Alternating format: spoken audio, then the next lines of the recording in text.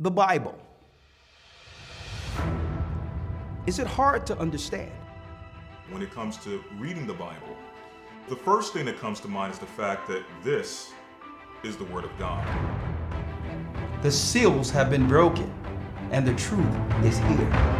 And when we go throughout the scriptures, when we go throughout extra biblical records, we find that the language that God employed, that He used to create the heavens and the earth, was the Hebrew language. Christ said, I came for the lost sheep of the house of Israel. But yet no one, no religious leader, no religious church out there anywhere can now identify the 12 tribes of Israel. Can we? God is quite simple, but it seems as if man makes understanding Him hard. What are those mysteries? The truth of your book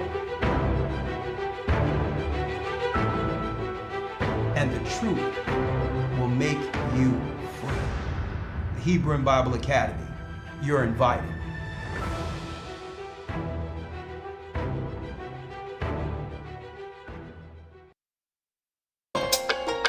Yes, I'm Elder Rawchaa, the Gathering of Christ Church, brothers and sisters, as you all know, here with our weekly podcast, broadcast, whatever you want to call this. We've been coming before the world since about 2008, since YouTube became popular around 2007, 2008. And usually, around 2009 is when it really happened. Someone put our videos online, and eventually we've been coming with this knowledge through the Bible since then. It started off on a Wednesday. Our Wednesday classes between week, hump day, usually was the time that I would do my Skype classes. At this time, Skype was an entirely different animal in of itself. You can have many people on, it didn't drop, none of that. And I would have my Wednesday classes specifically through Skype. And what we would do when the church first began, around 2008, 2009, every lesson I would do, whether it be on the street, through the Spirit of the Almighty, or whether or not it was a classroom teaching. This was before live stream and all this YouTube. We had to upload the videos. Usually it started off in 10 minutes increments, right? I don't know if you all remember that, when the videos used to be 10 minutes maximum, and you would need part 1, part 2, part 3, or whatever the case might be. That's how long we've been doing this through the Spirit of the Almighty. And through that small work, Skype, YouTube, the Most High have allowed this church to go throughout the four corners of the earth, baptizing Israelites as well as Gentiles in the name of Christ through the true doctrine that was lost and or hijacked by the Romans. And now here we are. Here we are, full circle. Went around the whole earth, setting up churches throughout the four corners of the earth. Okay? Through the Spirit of the Almighty. And it's been a journey. And it leads us to my broadcast tonight. Let me call in Elder Lawya real quick. Give me one moment. Let me see if I have Lawya here. Let me call in Elder Lawya. 1 second. Bear with me, folks. I really want to take my time with this broadcast tonight, especially since we are here living in that prophetic time that this church began to teach about, okay, years ago. We're in that time, folks. And the enemy is in panic mode. He's in panic mode. And there's a lot of, I would say, shrapnel or collateral damage that will come from this war. And it's really aimed towards getting rid of us. And this is why it doesn't matter what happens in the earth. It doesn't matter where it is. Somehow they'll try to tie us into it. Even though our people are barely surviving here in the Western world. We can barely, We don't know our left from right, up or down, but still they're trying to geopolitically tie our people into this war. And I'm going to talk about that tonight. Hold on. Let me get in Elder Lawya here. 1 second. We're going to talk tonight. Speaking of Skype, let me bring Elder Lawya.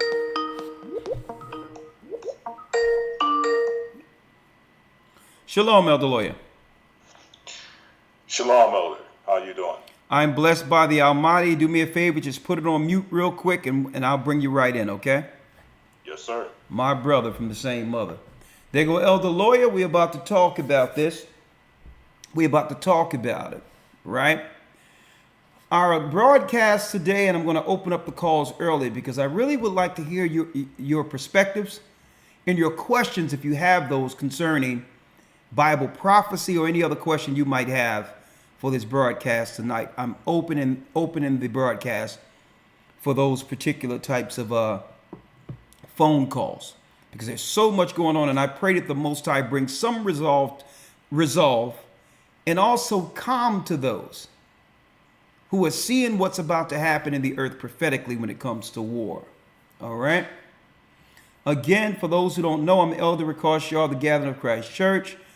Please hit the like button. This way it drives the algorithm out there to allow others to understand that we are actually streaming.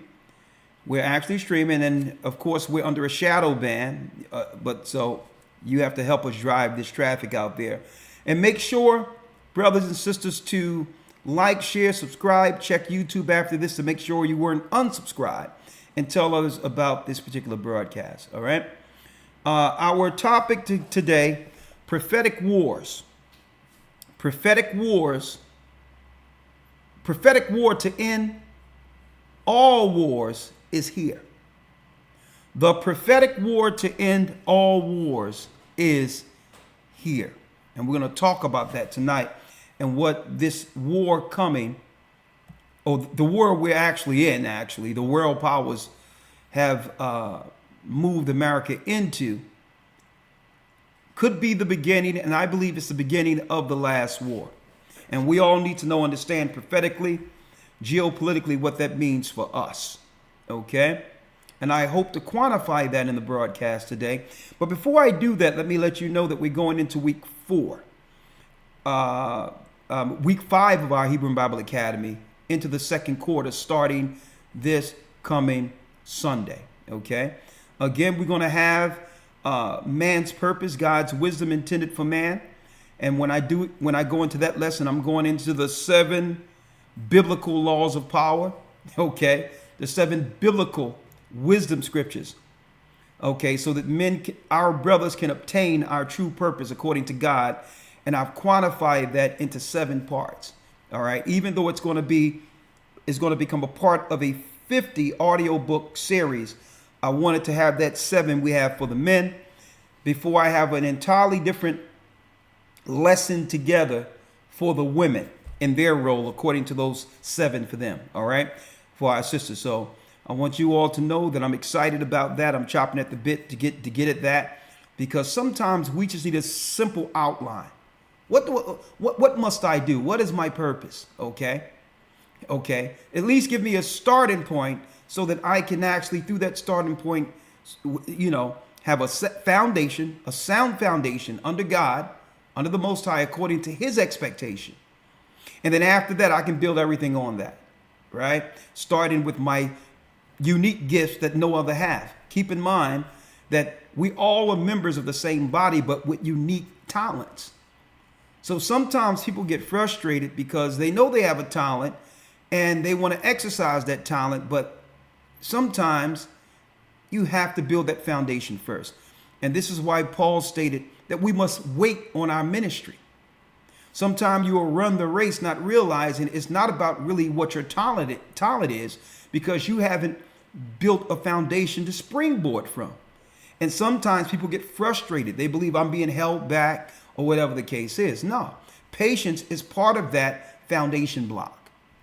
And once you build that foundation, now your talent comes in the full power, understanding how to wield that talent on that strong foundation. And this is why what I try to stress in my meetings with brothers, when I do have private conversations or whatever the case is, seize the day and understand that, listen, I'm here teaching, but folks, I had no desire whatsoever to teach at all. I didn't believe it was a calling. I didn't believe it was anything.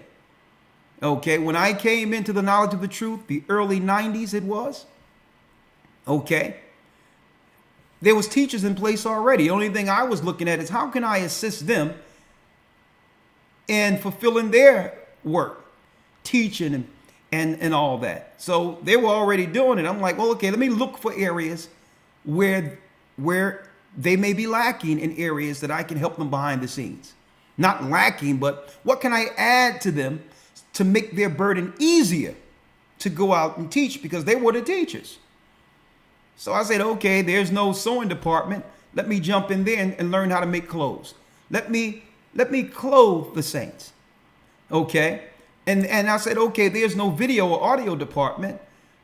Let me stack some video VHS tapes together and videos on top of each other, video stacks, those big, y'all remember those old VCRs, and just dub tapes all day, cassettes and videos, and I'll just make sure I broadcast and give out tapes or sell them that way to build the department to actually help the teachers.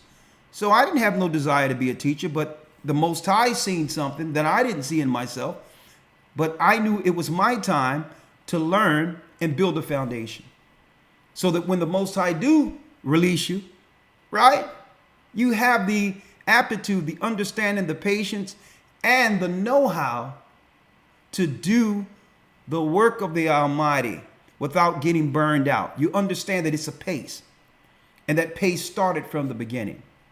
And I like to encourage brothers not to get sisters and brothers and sisters who have great talent. We all have, separate gifts by the Most High, not to get frustrated if you feel or think that you're being, held down or not recognized. The Most High recognize you. He see you. And if you let patience work its perfect work, guess what? No one can stop you anyway. The Most High is going to release you.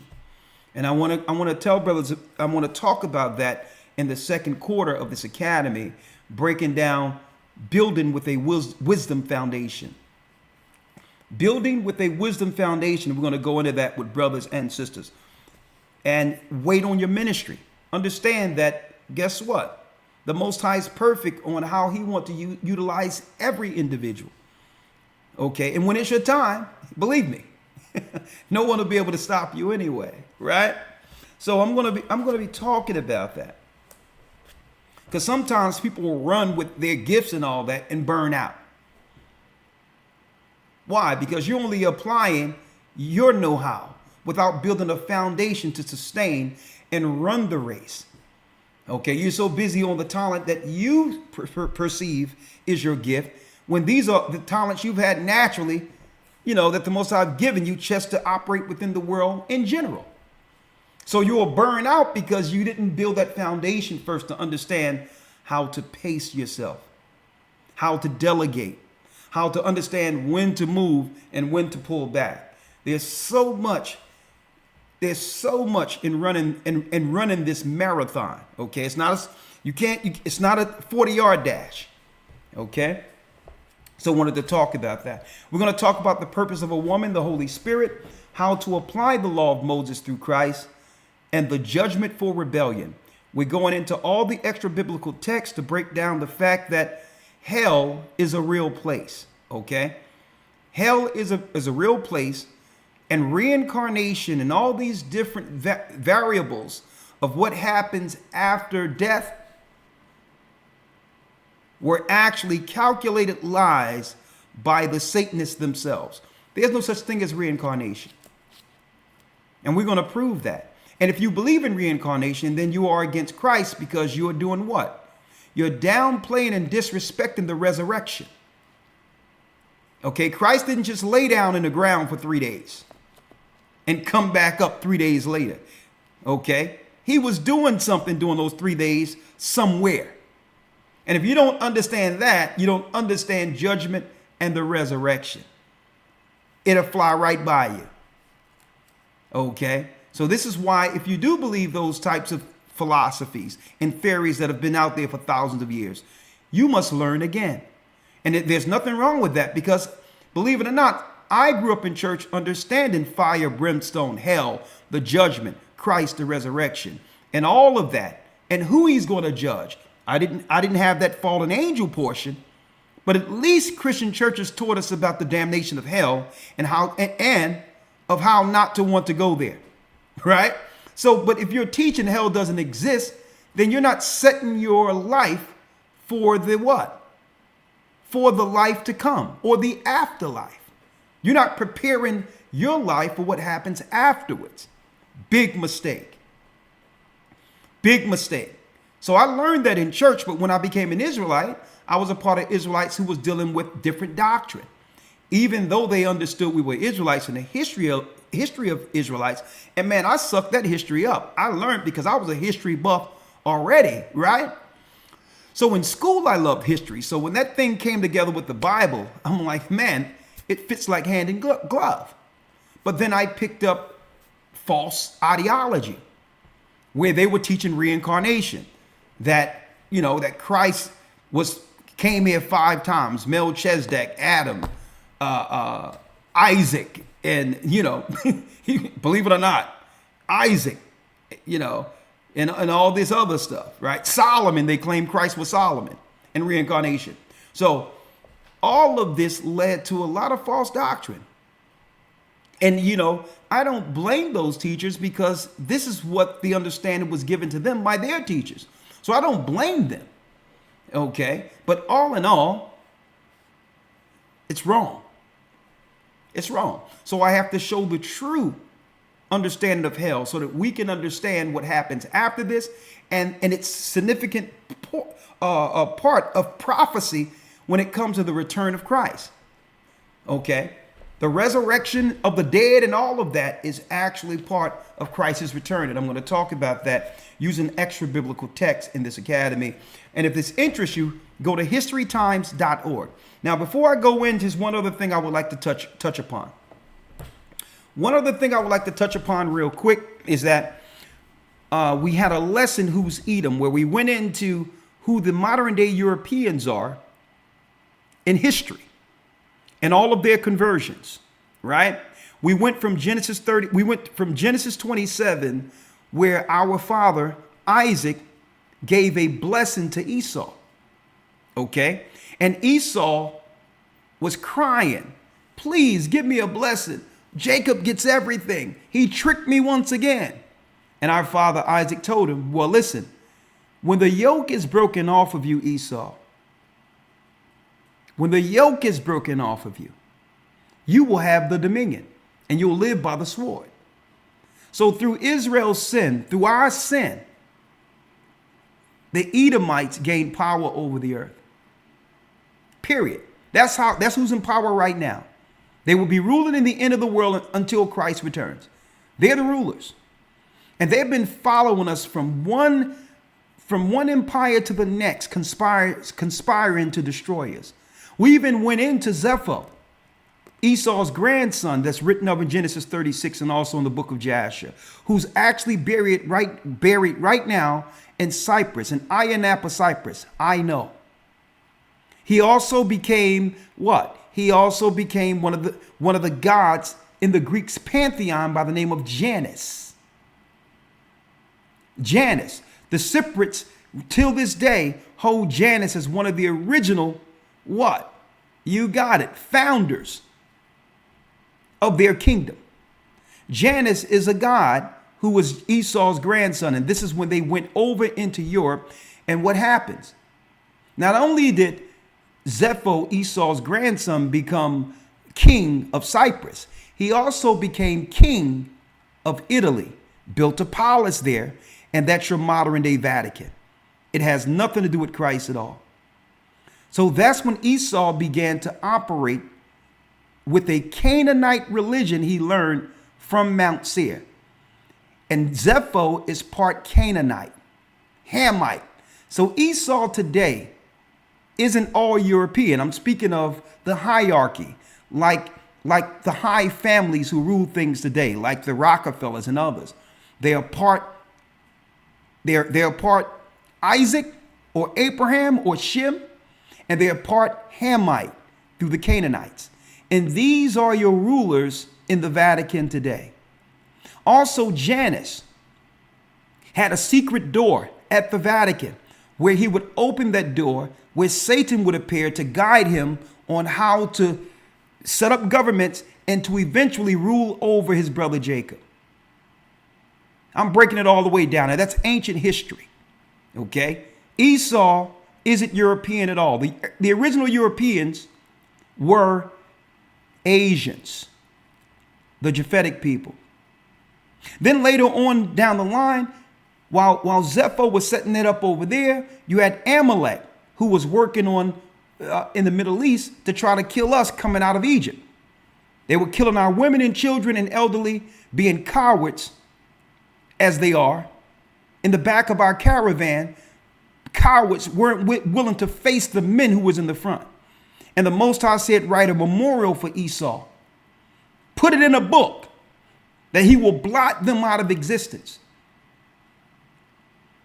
And those same Edomites that we're talking about became Idumean.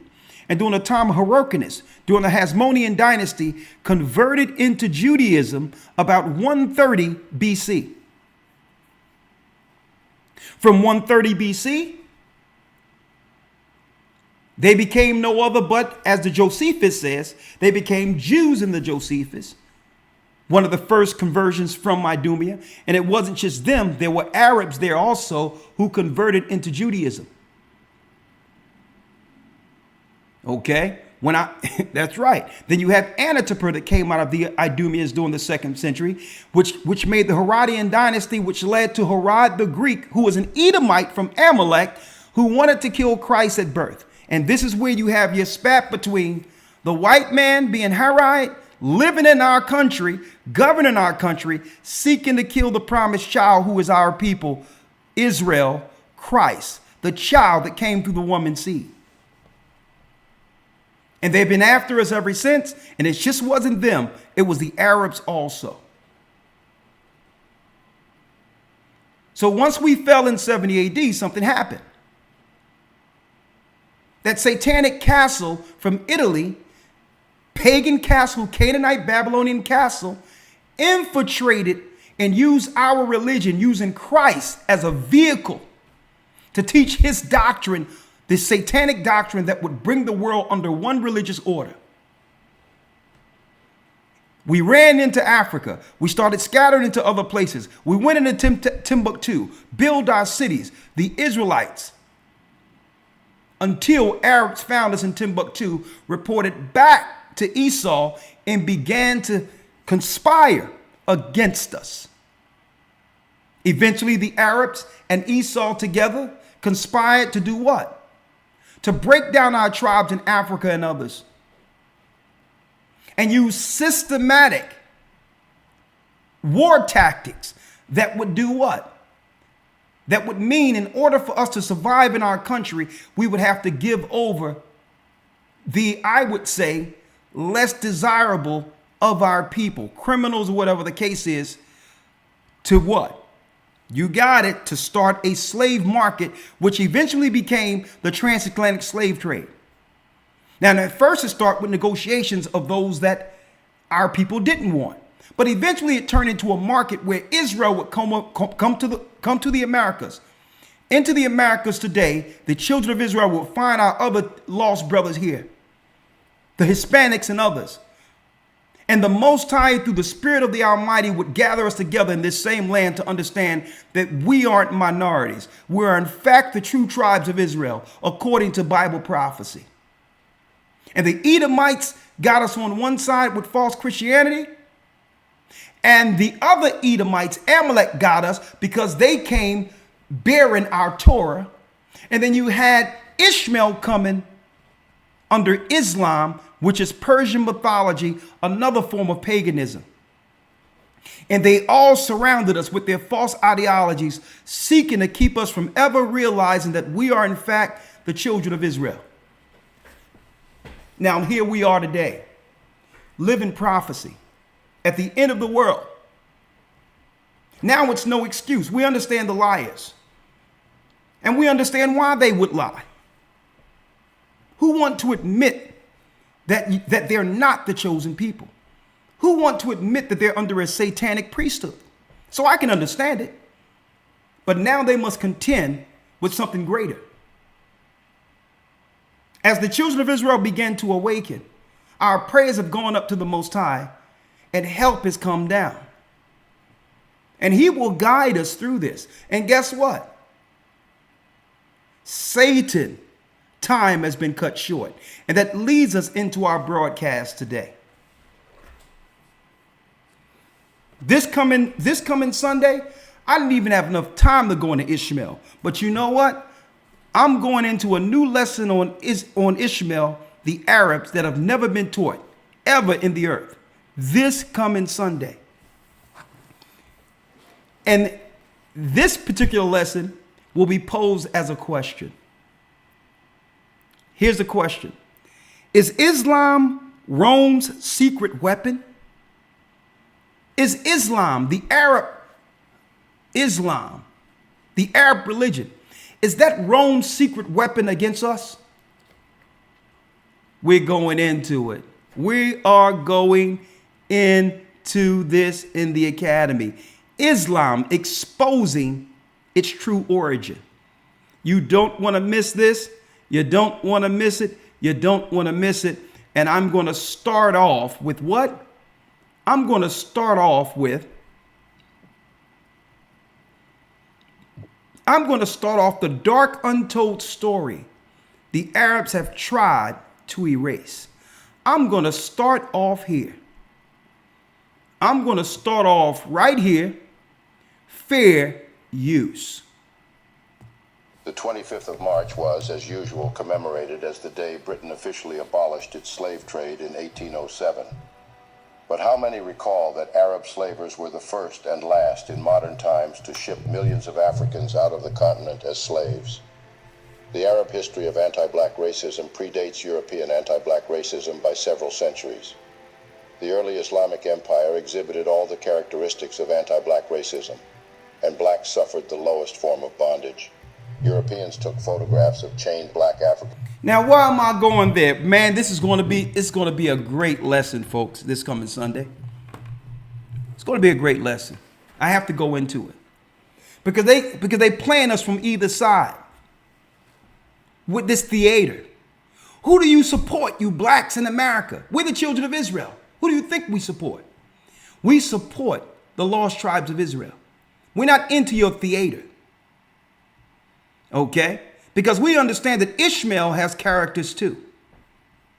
Right? CNN. They coming into showing us what? People, hostages from America and all this other Hamas and all this from the theater. And we're going to give that context, not just today, but this coming Sunday. Even my lesson, the Sabbath, is going to hit it too. But let me tell you, it's all theater as far as I'm concerned. Because as far as I know, Ishmael is playing one side and Esau is playing the other side. The old good cop, bad cop scenarios. And try to draw us in as if they both haven't warred against us. So we're going to talk about that and more. Brothers and sisters, you all support this academy? Let me tell you, wait till you see this Sunday what they're really worshiping in Islam. They've been tricking us the whole time. Conspire against us the whole time. That's right. Social engineering, bringing people over, coming into our neighborhoods, disrupting our neighborhoods, folks. Disrupting our neighborhoods. They would hit and hide their hands. And as soon as we figure it out, they'll come with something else. And it's Esau and Ishmael conspiring at the helm. And I'm going to talk about this in a moment. real quick, Elder Lawya. I'm going to bring you in. Right? We're going to talk about this. Right? Let's break it down. Before I break it down, let me show you something. Right? Because this coming Sunday, we also went into Esau being a Canaanite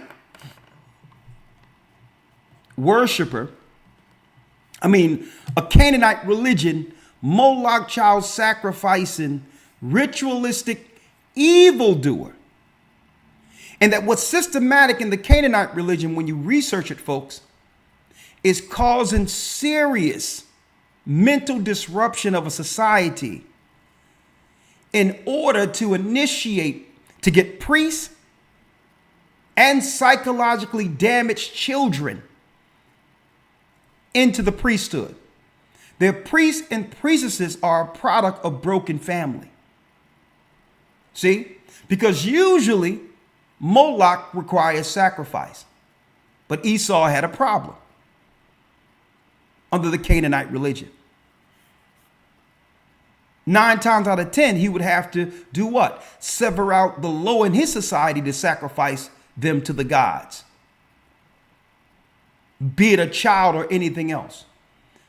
So he was losing a lot of his children as a reward. In order to receive a reward from the Canaanite god or Baal, he was giving up his own family to be sacrificed.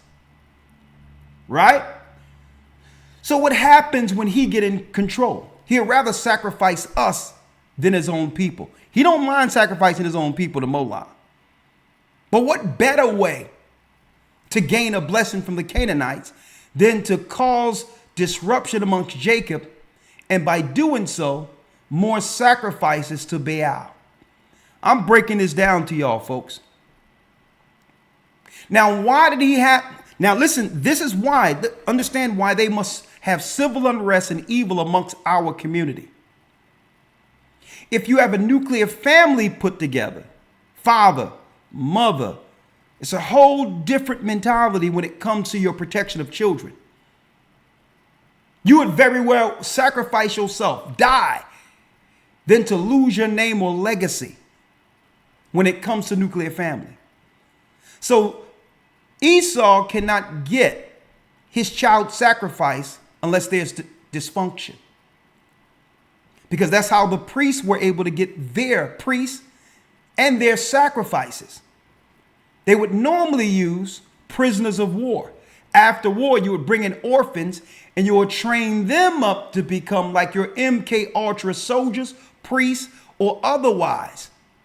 You would train them to go against their own culture, to align themselves with the priesthood of Moloch.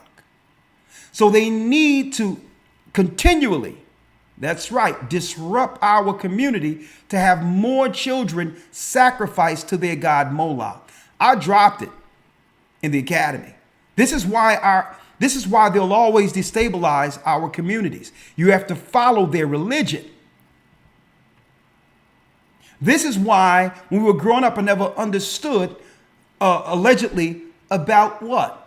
About the children who went missing in Atlanta.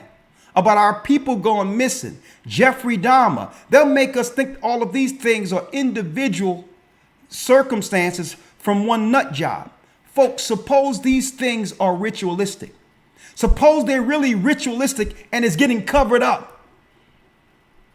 That all of these missing people, children, that it's all going into one source to give them power through Moloch sacrifice. And not just Esau, folks. That's right, folks. Ishmael too. They must disturb our communities. And what do I have in front of me here before I go into it, Elder Lawya? What do I have in front of me? Brothers, y'all better wake up. Sisters, y'all better wake up. What I have in front of me is a national health statistics. Fertility of men and women aged 15 through 59 in the United States. A natural survey of family growth, 2015 to 2019, up until, and I have another one. I have another one here. Excuse me. I have another one here from the CDC, 2011 to 2015, and I got other charts. Folks, you know what's tripping me out in these statistics? And if I have time, I'll go through this during the phone calls. Elder Lawya, you there? Yes, sir. Well, Elder Lawya, I went through the statistics here. And I went into the Canaanite sacrifices, how they would destabilize families to take orphans at every war so that they can train them up to become Manchurian candidates and faces that can be utilized politically and culturally against their own people. So they will train these children to be politicians, priests, and all this, but they're really a cover for the government, using the face of the same cultured people to infiltrate through espionage other countries. Right? So I started looking into this and I say, hold up now. How many years have we had this social engineering with them bringing other people into our country to quote unquote work or set up businesses? Well, Elder Lawya, in these statistics, in these gaudy statistics, the math wasn't mathing. In these gaudy statistics here, through the CDC, Elder Lawya, the math just wasn't mathing. Because what I found out in these gaudy statistics was that when it breaks it down to demographics of men and women, every race, be it Latino in America, whites, Latina or whites in America, as they call it on these gaudy statistics, their men have more children than their women. I'm talking about, check this out. Their men have more children than their women. Right? Here's the women. If you look at any race, I'm going to give an example. Just showing here, white single race, 34 million, right? During that time period, right? Because we are a quote unquote so-called minority in America, 8,407,000, right? You have to multiply it in the thousands. Then when you go down here to the women, you see here, let me show you here. Number of children born to women aged 15 to 54, right? You look at their women, 34, right? That's the women there, right? Now look at the men. Let me get the men.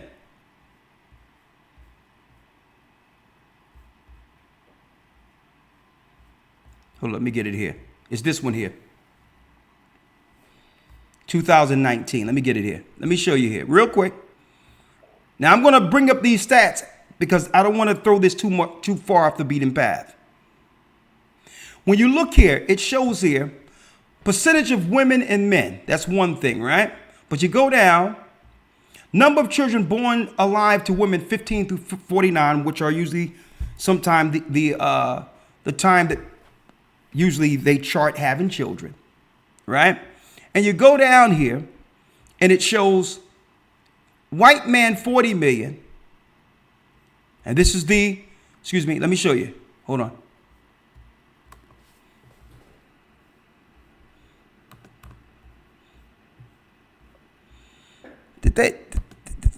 Look at this, it's grayed out here. Hold on. I'll bring it up afterwards. This is weird, Elder Lawya.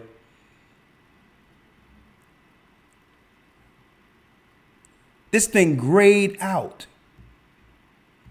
That's weird. Well, I'll bring it up. Don't worry about it. I'll bring it up at the end.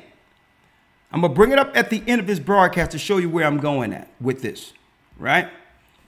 Okay, here it is here. Okay, that's number of children born alive,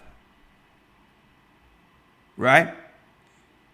Here's the number of biological children fathered by men aged 15 to 49, right? That's the men, right? 40,635,000. Black or African American single race, 8,703,000, right? Then you go down here, if they will allow it. It keep graying out. Don't worry about it, folks. Believe it or not, it was working before I came on here. But don't worry about it. I'm going to put a new sheet here, and I'll deal with this at the phone calls because I don't want to lose the time. But let me show you what I figured out, that the math just isn't mathing, Elder Lawya. Right? This is weird that it didn't show up. Don't worry about it. In the break, I'll straighten it out. But in the math, Elder Lawya, look at this. It's still gray. Tell me that's not weird. Don't worry about it. I'm going to print it out and take pictures of it. All right? Don't worry about it. But in a nutshell, for the sake of time, Elder Lawya,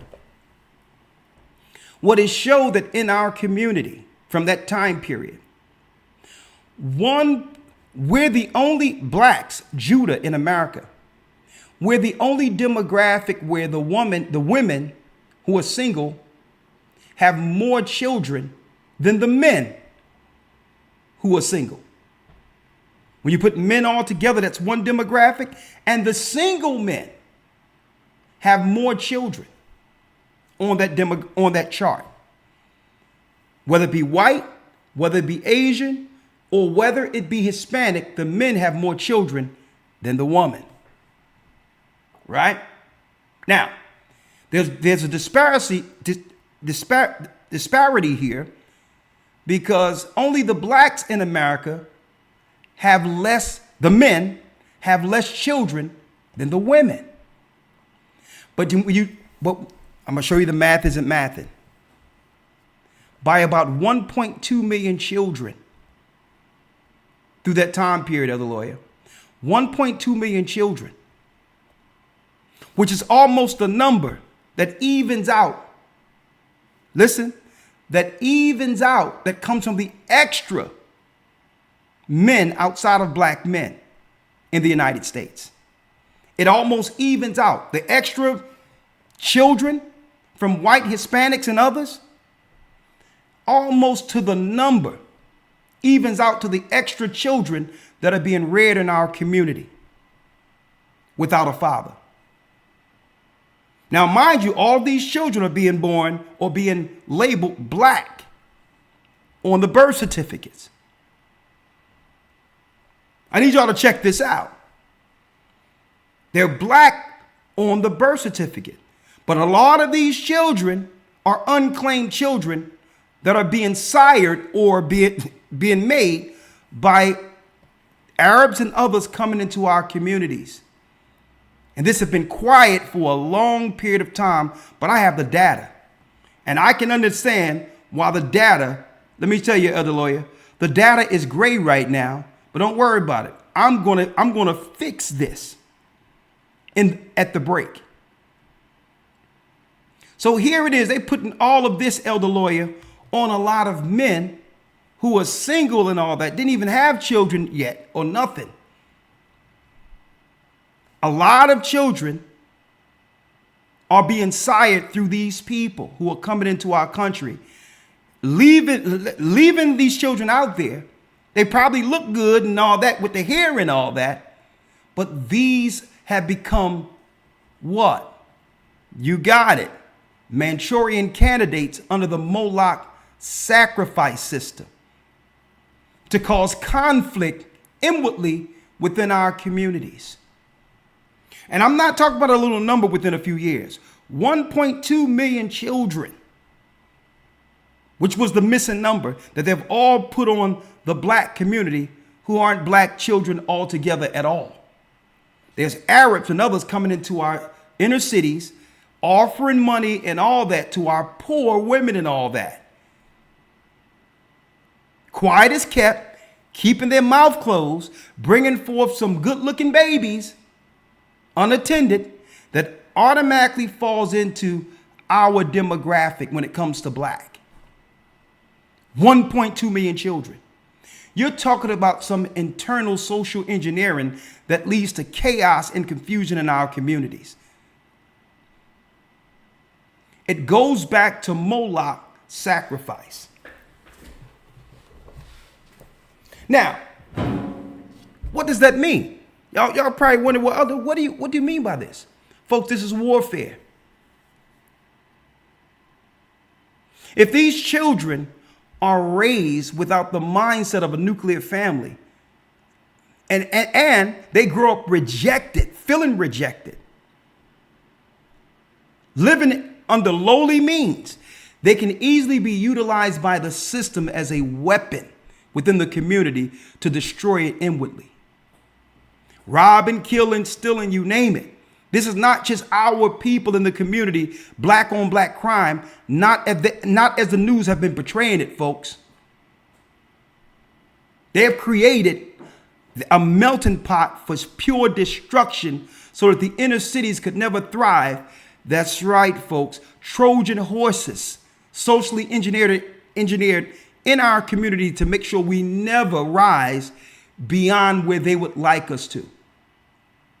So there'll never be no coming together under one ideology, one understanding, one spirit, one God. When you got a melting pot of confusion engineered by Esau and Ishmael intentionally to destroy us inwardly.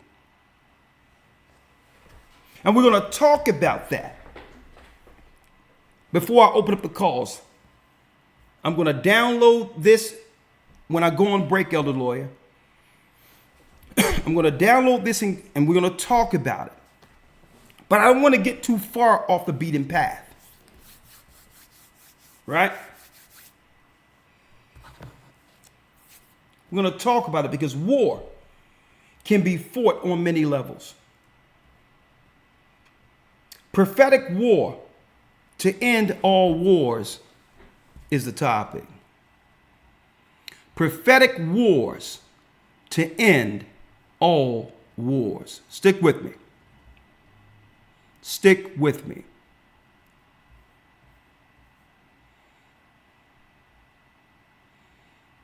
One second. Okay, let's go. Elder Lawya, Elder Rawchaa sent me a video this morning. Right. And this particular video came from Jason Whitlock's channel. And I would like to give him full credit for this analysis. Right? Because it seems as if there's some rhetoric out there that's being pushed in the news that's seeking to have our people take a side of this war, when according to the prophecies, we had nothing to do with either side of this. Really, the war is all of them against us. When you look at Jacob's trouble in the prophecies of Jacob's trouble, right? Now, I'm going to work my way backward here. Right? Fair use, because let me mention that Jason Whitlock raised points for a good discussion. Okay, let me put fair use here. And when you all get a chance, brothers and sisters, go and support. Go and support and look at this particular broadcast Jason Whitlock just did. I'm going to show you how deep this is, Lawya. This is how deep this is. When Rawchaa sent me this video, it was after I've seen the whole episode. Rawchaa sent me this video around 7 this morning, 7:30 on my phone, and I answered him back. Right? Here's the message. Now, some people might ask, well, real quick, when I go into the demographics of all these different children that are being sired by these other nations, they might, well, what is the significance of that? What does that have to do with it? Anything? Well, you have to realize, brothers and sisters, understand what a race war looks like. If you can come in and bring your own children amongst another race who will grow inherently against that race, that will actually what? Create a toxic environment where children are fighting against each other, and people don't even realize it's because they're from different families of the earth. And these families have always warred against one another. Right? So you have nation against nation growing up amongst each other, believing they're the same people. While Esau and others go and have their families separate and their communities separate, so to not be what? Affected by the social engineering that they know leads to total degradation and destruction. That means these people can never get on code under one race, one religion, one belief of God. They're confused. So if they can't come together under that, these people don't stand a chance. They have no direction, no culture, no name that would give them pride to uphold. And I believe they was able to ramp this up when our people started realizing that we are in fact from the lost tribes of Israel. And by them producing all these numbers, sin has become a product of this. And what happens? Now they have a whole systematic pool. Listen to this. A systematic pool to be used for them. To sacrifice. To actually turn out. All that with the sex and all that stuff. They have a whole pool of a society they can utilize with no recourse because there's no father to protect all these children. So automatically they have a systematic pool to utilize for Moloch sacrifice. Diabolically ingenious what they did with that. They made these cities into one big pool that they can have sacrifices at any time they would like. Ritualistic sacrifices. Turning girls out, turning boys out with no protection. Evil. But I digress. Well, Jason Whitlock, Fair Use, posed this. And when y'all get a chance, go support the brother. For the last couple of months or so, I've been looking into some of his material. Very thought-provoking material. I believe that Mr. Whitlock knows way more than he's letting on.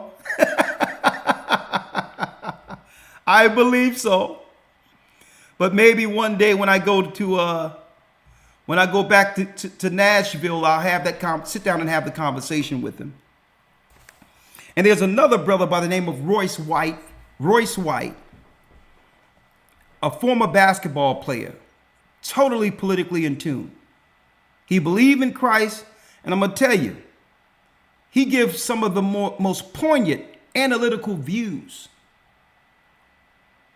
that I've seen to date who can quantify something in a short amount of time.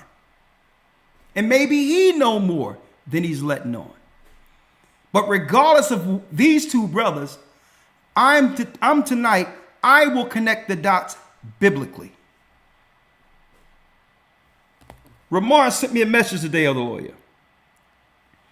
He sent me a message. I received this message 12:32 a.m. The video I'm about to show you.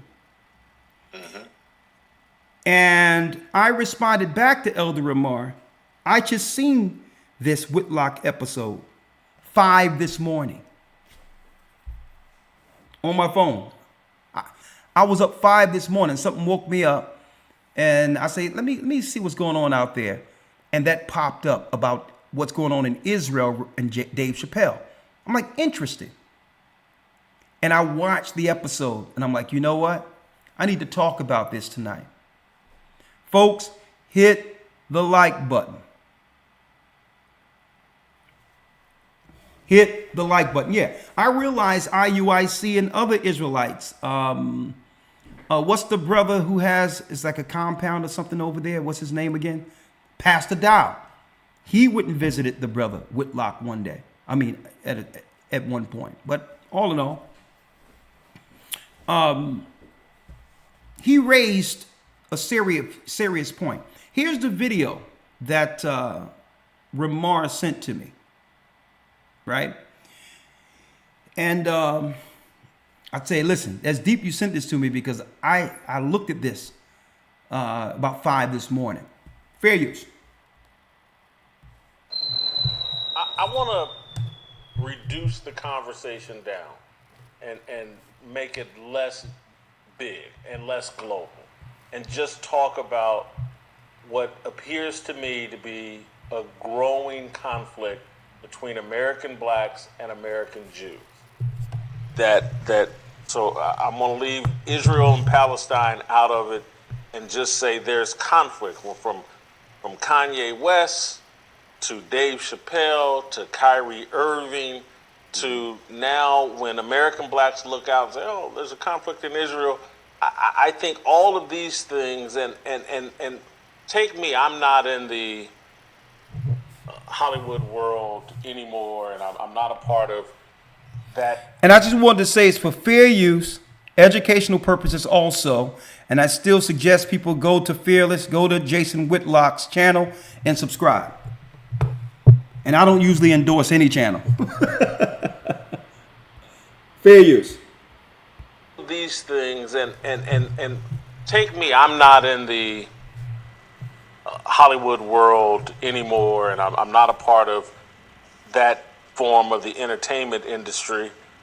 But one of the complaints that I think a lot of blacks have is like, hey man, Jewish people exercise a lot of control over the entertainment industry, and I think a lot of black people, including entertainers, but even those of us that consume entertainment are like, we don't like our role in the entertainment industry. It's like whoever the puppet masters are in the entertainment industry that decided that our role is buffoonish, debaucherous, immoral, perverted, clownish, criminal, that that's our role in the entertainment industry, in music, in movies, in television, and it's matriarchal.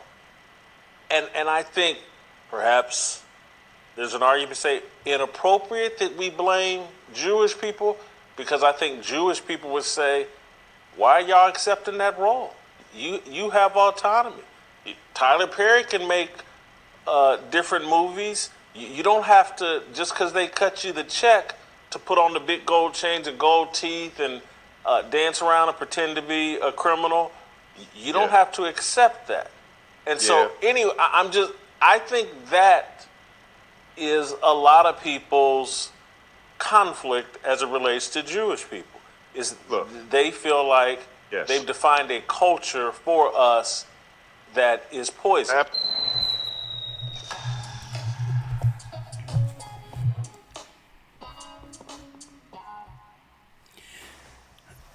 He made a different assessment that was quite interesting, Elder Lawya. Right? And I think we have talked about it before, but I like the way he posed it. Because he posed it in the frame of conflict. Is there an unspoken conflict between Jews and blacks, unspoken in America, and why can't we have that conversation? Because obviously there's something to it, probably, right?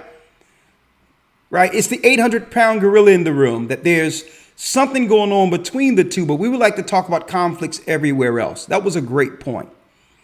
The other point he made was interesting, right? It's the fact that you're going to always have people to go along with the debauchery who is amongst our people. But then based on some of the analysis, the analytics I'm seeing, right? And not all. It wouldn't be hard for them to find a pool of people who would, for the sake of escape and depravity and poverty, you'll always have a source of people who's willing to do anything to get out of the rat race. Right? So here it is. It becomes a circular argument. Well, why blame these people when your people is volunteering themselves to be viewed as fools? That we're not protecting our image like the other races of people protect theirs. Jewish people go a long way into making sure they're portrayed a certain type of way, respectfully so, and I don't blame them. Because it won't be too long if you can speak about a people if you can demonize a people, it won't be too long before you may be seeking to harm that person. Right? And this is the political scope of demonization. And this is why they get in front of things and say, well, we don't care if it's true or false. You cannot portray us in a certain type of way without being labeled something.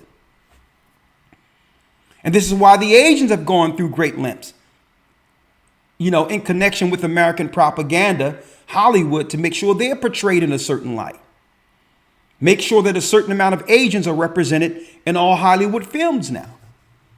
And there's no depravity or because every society has a subculture. And under the Department of Propaganda and also through Hollywood, they're making sure Chinese are actually portrayed in a good light.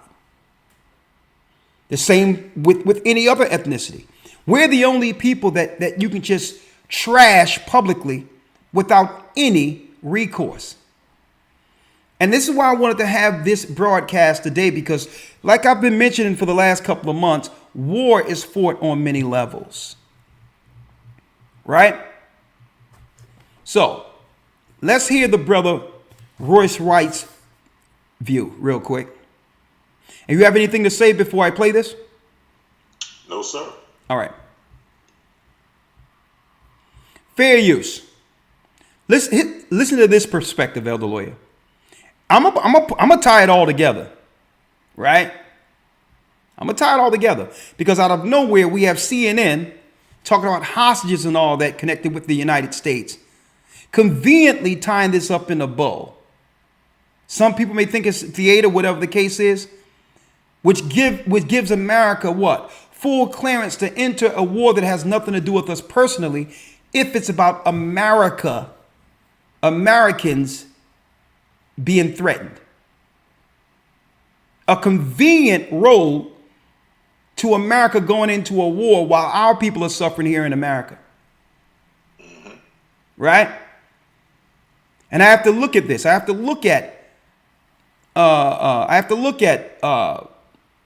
weapons of mass destruction, which gave America the high ground to go and take out Saddam Hussein. I have to look at Pearl Harbor and the bombing of Pearl Harbor, which strategically gave us the green light and the moral high ground to go into war with Japan. And I have to look at it all now. And then at the same time, I have to look at all the prophecies that are written up in the book of Baruch and see how many of them are actually getting fulfilled within Biden's 4-year administration. Is it a reason they chose Biden? Is it a reason that they want someone in place who would have no resistance against a progressive agenda that lead to total prophetic destruction on the earth? Could that be? I'm posing a question. Fair use. I need you to hear this analysis real quick, Elder Lawya. Brother Royce White. Very, very poignant analysis here. Their positions. I'm trying to understand it, and that's why I wanted to have hit the like button for me with you. And so I'll just start with a simple question: why are American blacks siding with Palestine? Fair use. Okay, first let me say, and I think it's appropriate for people to start here every time this conversation comes up. my thoughts and prayers are with all the people affected by this conflict, by war. There in the Middle East, but anywhere in the world, war is usually an endeavor of kings and kingmakers and political agendas of political elites or institutions. And it's very rare that a populace or that the people are really the perpetrators or benefactors of war. And so to start, I just say, I asked the question, cui bono, who benefits in this situation? There's a few answers. There's who benefits right now, right there in the Middle East. There's who benefits here in America. There's who benefits geopolitically all across the world. And all of them should be considered. All of them come into play. Right now, here in our own country, we know the military-industrial complex certainly benefits. They benefit, and even more so, the uniparty benefits. I know you want to maybe discuss Tom Emmer, and that's where that comes into play. But there on the world stage, there's a lot of people who could benefit. China could benefit, certainly if Iran backs Hamas and Iran provokes a war with NATO or the West, and China could potentially hang them out to dry, which it looks like they may in fact do. And if China hangs Iran out to dry, who ends up getting Iran in the end? Who acquires those natural resources? We give Iran as a tributary state to China the same way we gave Afghanistan to China. And people would look at that and say, well, why would America engage in a conflict that may surrender such a natural resource-rich nation to one of their mortal national enemies? Well, there are people in our country, there are people in our government who are very pro-China. And now people may look at that whole, thing I laid out and go, what does this have to do with Palestine and Israel? Everything. It has everything to do with Palestine and Israel. And we'll get to that in a moment, because the Uniparty and Tom Emmer and Biden and the Chinese dark money and the Russians and the Iranians, it's all on the bar now. I've been saying it. For all of those who say, oh, this is conspiracy theory, it's too much, it's too deep. We're deep in the water now, aren't we? I mean, we're about as deep as you could possibly get now. I'll answer your first question first, and then we can work from there. The Marxists, the communists, the intellectual academic from the universities, academics from the universities, this entire leftist BLM movement, they're wave riders. They ride the wave. Especially the intellectual juice behind the movement. Now, the people on the ground are more or less brainwashed, and they go whichever way the mainstream establishment winds blow them. And then they've been very effective with the narrative in co-opting people's genuine gripes with government and establishment and war for many, many years. You could go all the way back to the first anti-war movement in Vietnam. Were those hippies really, were those hippies in the 60s and 70s really protesting the war on a moral basis? Or did the entire left and Marxist anti-establishment liberal movement in the universities just take a moment in time and take a conflict and use it to their benefit? They've been doing that this entire time. And so Palestine, for many, represents what would seem like the party line on a white European colonial history. And so, it's easy for them to line up with Palestine. They don't care about the Palestinians. They don't care about the Jews. They don't care about people dying from war. They don't care about any of it. It's all theater, in my opinion. And so it sounds like you're suggesting that everything has been color-coded, and, all conflicts, all disagreements are based on some kind of color arrangement that we've all decided on. Yeah. And everybody, the Jewish people are white, the Palestinian people are people of color, and so that's who I'm siding with. They have to be oppressed because most of the Jews that we know and recognize appear to be white. It's a very surface level understanding of actually who Jews are and who even Israeli Jews are. It's a very surface level. And so you just say, we've taken the easy route that we've been led to, and it's really, but take someone like, and I hate to suggest this, but I do respect Dave Chappelle's intellect to some degree. Why would someone like him, and maybe it's just as simple as he's had a lot of beef with Jewish people, his lawyers, the people in Hollywood. And so Yeah. he has perhaps some animus towards his own personal dealings with Jews in the entertainment industry. And that may explain why he's siding with the Palestinians. Well, first off, I want to say I don't associate Dave Chappelle or Dave Chappelle's opinions with the traditional BLM's position on this conflict. And number one, I think Dave Chappelle is a great example to bring up because it shows the lack of coherence in their political stance or in their political narrative. In one sense, they want to be pro-Palestinians, but the Palestinians are, for the most part, Sunni Muslim, which reject all fundamental tenets of LGBTQism in their country. That aside, when it was Kanye West talking about this entire, black Jewish thing, or it was Kyrie Irving, the same BLM movement called Kanye West anti-Semitic because he supported Trump. So it becomes very clear that the BLMs of the world, the radical left's political position of the world, is predicated on national politics, national party politics. And so far as that ideology stretches to the far corners of the earth, they'll try and line up with any issue they can, any way they need to service their narrative and their storyline here at home. Dave Chappelle is not somebody who has been revered, supported, promoted, propped up by the BLM left mainstream media by any means. And now I will say that just because BLM has fallen on Palestine's side doesn't mean that that there isn't merit to the claims that are made about this conflict. Those are two separate things. And I want people to understand that your enemies not only will show up to your door, your front door, with a gun pointed at your head and announce themselves, they are also many masters of the universe, masters of politics and nations. They're also very brilliant in being able to identify a crisis and Trojan horse that crisis.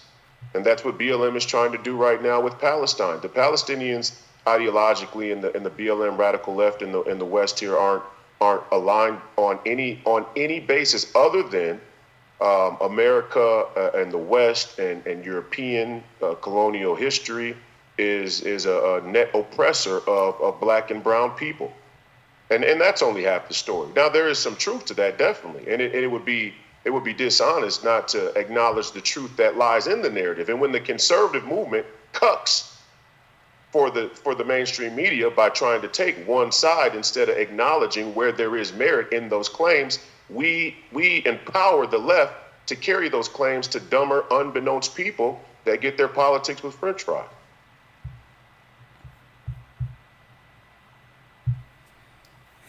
Any perspective, Elder Lawya, before I go in? No, sir.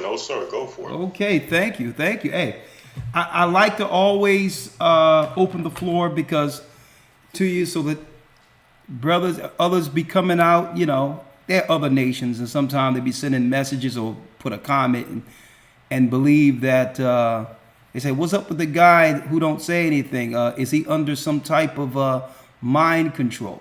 That's a good one. And sometimes I laugh at the comments, but no, your perspective is respected like all others, right? But Yes, sir. I'm sure if something, if something stimulate your mind concerning where I'm going here, you'll be more. I'm sure you'll chime in if something come out there that you would like to bring your perspective on as I go through this. Yes, sir.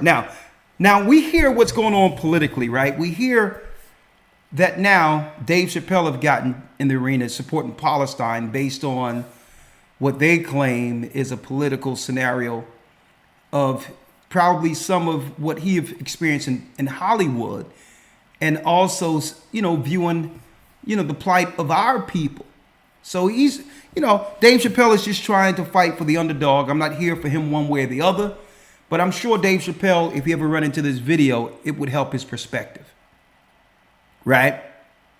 Because it's something that Royce White brought out in particular that was correct. What about the military-industrial complex? Who are they? How is it that it seems like we're told that China and Russia have separate interests, on the surface, right? But then it's an entirely different scenario when they take over a country like Afghanistan and other, and then the world powers put China in power to begin to extract resources.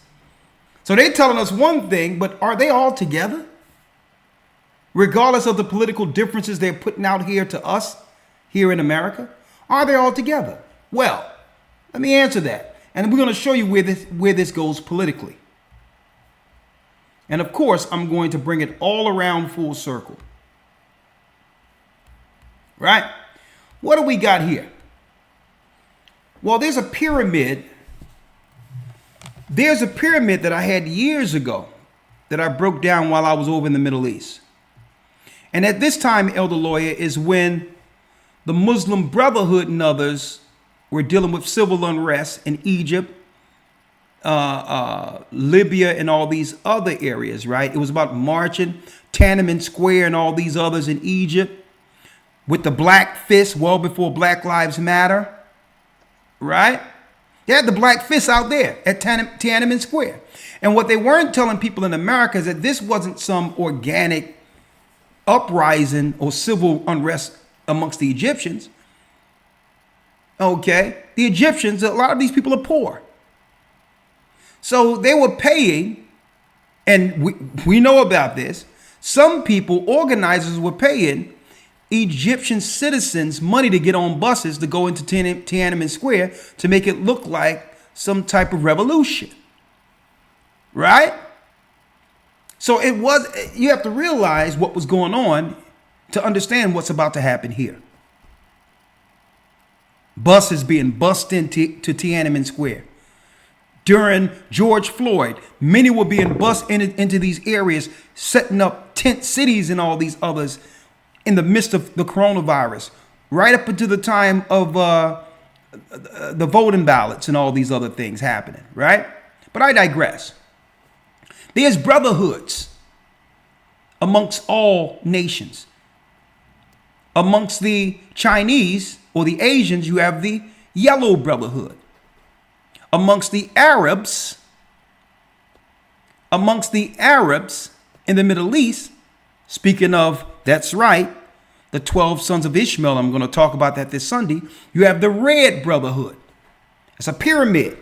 But you got the White Brotherhood sitting at the top of the pyramid. The Great White Brotherhood, in belief systems akin to Theosophy and New Age, and said to be perfected beings of great power who spread spiritual teachings through selected humans. The members of the Brotherhood may be known as the masters of the ancient wisdom, the ascended masters, the church invisible, simply as the hierarchy.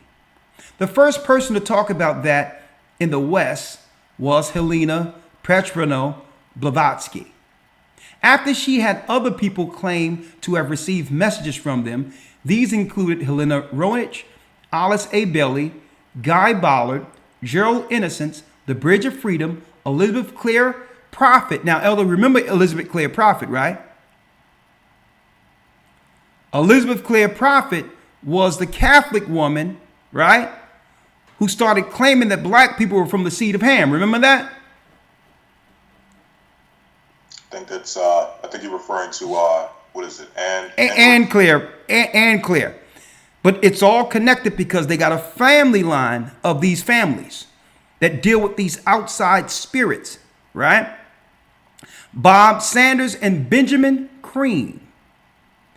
The idea of a secret organization of enlightened mystics guiding the spiritual development of the human race was pioneered in the late 18th century by Karl von Osterhausen, so happened to be Jewish. Now, this whole concept of a spiritual white brotherhood links back to the land of Canaan. So at the hierarchy, you got what? You got Freemasonry, White Brotherhood, you got the Yellow Brotherhood, you got the Red Brotherhood. You got all of these components operating in over the pyramid, all CNI, in conjunction for the one world order, with the Israelites at the base being destroyed at the base of the pyramid. Right? Now I want to show something real quick, Elder Lawya. Elder Lawya, do you so happen to have your pseudepigrapha of the Old Testament? Yes, sir. I need you to get real quick. Let me grab it. Get 2nd Baruch, because we're going to quantify this of where we are.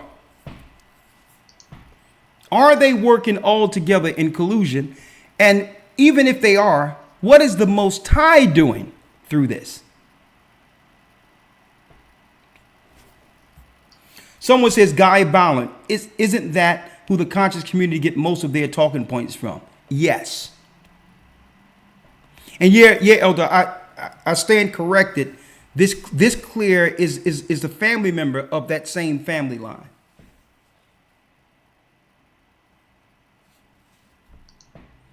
So they're making us believe that these powers are at war against each other, but they're all, I believe, there's some level of theater that always lends back to them destroying us. They'll go to war over there and have Dave Chappelle in the crosshairs. They'll ask, what is our position on Palestine and all that? So if you want to know what our position is, Palestine and Israel, go to the beginning of this video once we're done. But I want to break down something prophetically of where we are. And I'm only going to use Biden 4 years from Biden 4 years up into our present to show you how close we are to the prophetic war to end all wars. Elder Lawya, let me know when you're ready. You have it? Yes, sir. Yes, sir. I have it. 2nd Baruch. Okay, now I'm going to pull it up so that everyone can see it here.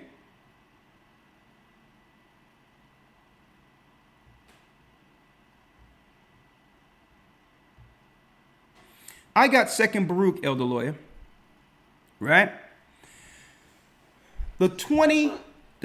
Matter of fact, Elder Lawya, let's start here, right? 2nd Baruch,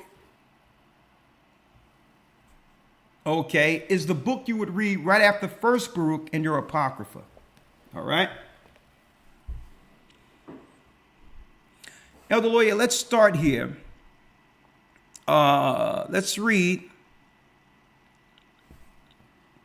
Hold on. I have the actual one. Hold on. And what you all are looking at comes out of the pseudepigrapha of the Old Testament. Oxford, translated, R.H. Charles. Our Hebrew Records that completes the Old Testament. All right. Let's give it context. Let's give it understanding now. The war to end all wars. Right?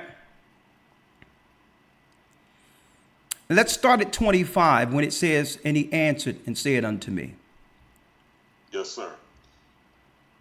2nd Baruch 25:1. And he answered and said unto me, Thou shalt be preserved till that time, till the sign which the Most High will work for the inhabitants of the earth in the end of days. This therefore shall be the sign. When a stupor shall seize the inhabitants of the earth. When a stupor shall seize the inhabitants of the earth. Now that's twofold. One is what? The spirit, folks, of pure ignorance. You'd have someone in a position of, how can I put it without offending? Who is not totally mentally inclined to lead.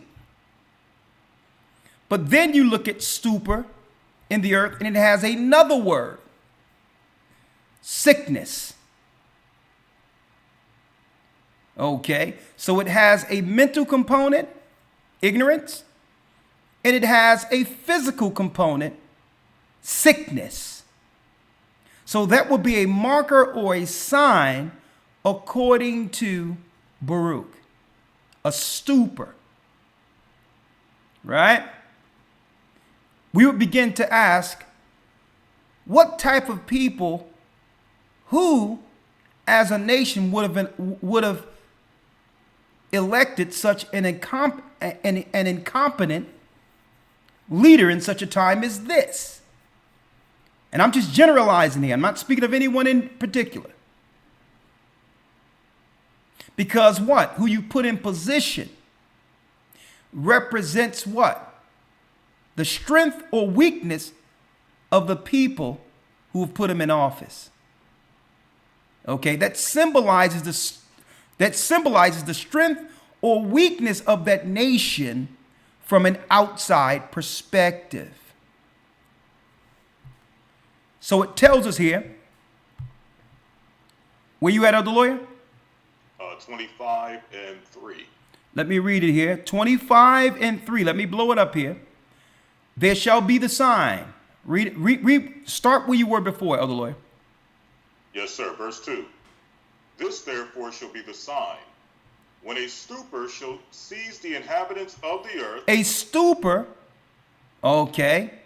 Ignorance, unqualified, and also what would come with that unqualification in the future, this time period, this sign.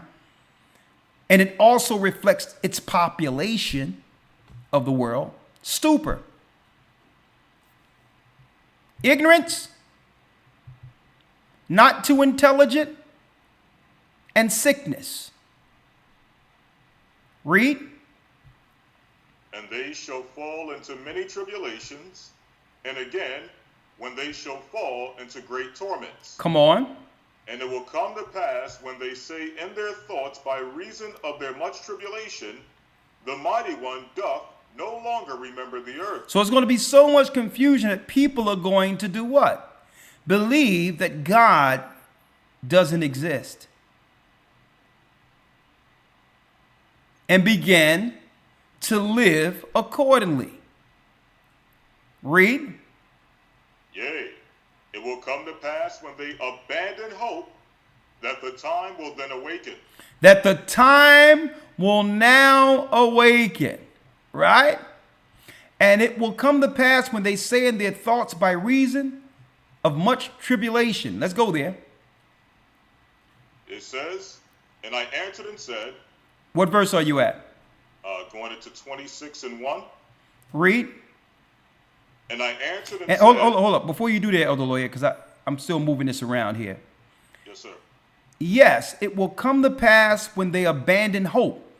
When all hope is lost, when people have given up hope.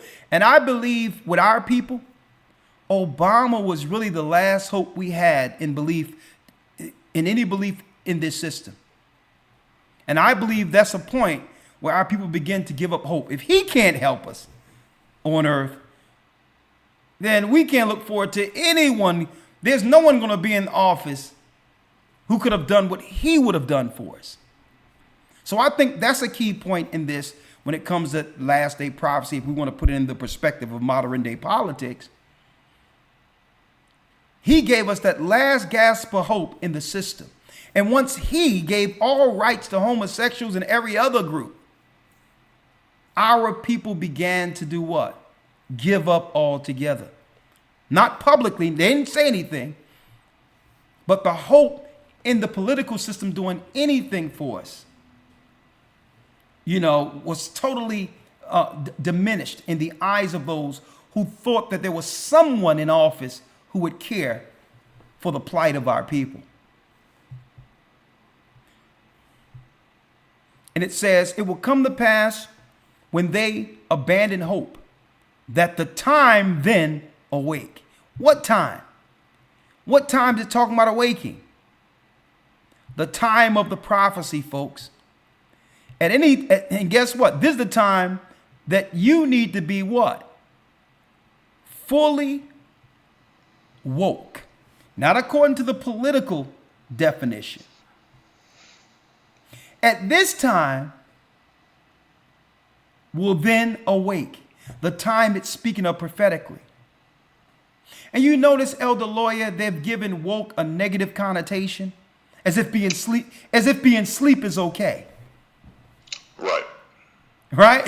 It was okay when everyone was asleep and ignorant and dumb, wasn't looking to what was going on. Right? But I digress. So let's speed through this real quick, because here's something I brought out many times, but I'm going to actually put this in context based on what I'm talking about this evening. Let's read it. 26. Yes, sir. This is verse 26. And I answered and said, will that tribulation which is to be continue a long time, and will that necessity embrace many years? Hold on, Elder Lawyer. I'm going to put you on here real quick. 1 second.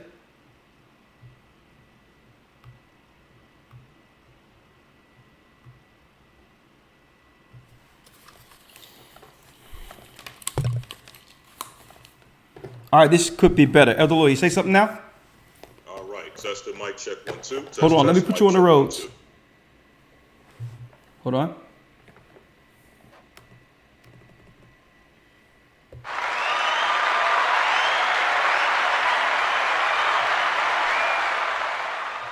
Hold on. Roads. All right, say something now, Elder Lawyer. All right. Mic check 1, 2. Test, test. Mic check 1, 2. Again. Testing, testing. Mic check 1, 2. Test, test. Mic check 1, 2. That's excellent. Now let's go. Let's go through it. Yes, sir. 26 and 1. And I answered and said, will that tribulation which is to be continue a long time, and will that necessity embrace many years? So will it be a long time when the end began, when all these prophecies begin to happen, or will it take a lot of years? Is the question Baruch is posing to the God of Israel. Read. 27 and 1. And he answered and said unto me, into 12 parts is that time divided. Is in 12 parts is that time divided. Check out these parts, folks. Read. It says, and each one of them is reserved for that time which is appointed for it. In the first part, there shall be the beginning of commotions. There shall be a beginning of commotions. Now check out all that happened during the time since Biden was put into office. It came off the back of a commotion. Black Lives Matter, right? Rioting. And then what? The storming of the Capitol. Even before that, who did Biden interview during his run into presidency? Who was he? Who was it? Cardi B? Listen to this. Commotion, right? Commotions. Now I broke it down on a whiteboard here. Commotions. What are the commotions that we have experienced? Now there's many since the beginning of this ministry, Elder Lawyer. Let's talk about it. Commotions. I'm going to go one by one here. One by one, right? Check. Hold on. Yes, sir. Commotions. We've experienced what? We've seen the Arab Spring with the same black fist they later used for Black Lives Matter. That black fist was being used by the Red Brotherhood or the Muslim Brotherhood as a political symbol in the Middle East. And I'm talking about around 2000 what? 11? 12? Around 2010, the Arab Spring. That Black Lives Matter fist is being used over there by the Red Brotherhood or the Muslim Brotherhood as a way to destabilize the country. And then we've, up until that time, since our ministry had begun, Black Lives Matter, politics, and here it is, created because one of the main founders said that she was a trained Marxist. And I believe this was something at the end time that would be created to demonize the tribe of Judah as a Trojan horse, such as what Royce White articulated. They knew we would begin to rise up, understanding we're Israel. And I believe this organization was created to hijack the energy that would come from the awakening of God's people. So that now they can politicize it and not put it in the proper frame prophetically of the children of Israel rising. Now they can control the politics through a created organizations they would use politically to represent us on the world stage. Black Lives Matter is evil. And this is what I don't think Dave Chappelle understands. Commotions. What's next? In the second part, there shall be slaying of the great one. In the second part, there shall be slaying of the great ones. Let me pull up the presentation again. Slaying of the great ones. Number 2. This is what Christ spoke about. I'm going to bring Christ up in a moment. Slaying of the great ones. True martyrdom. Now, when you go from Black Lives Matter, they minimize what martyrdom used to be by using random people not to say it's justified, by using random people as symbols for commotion.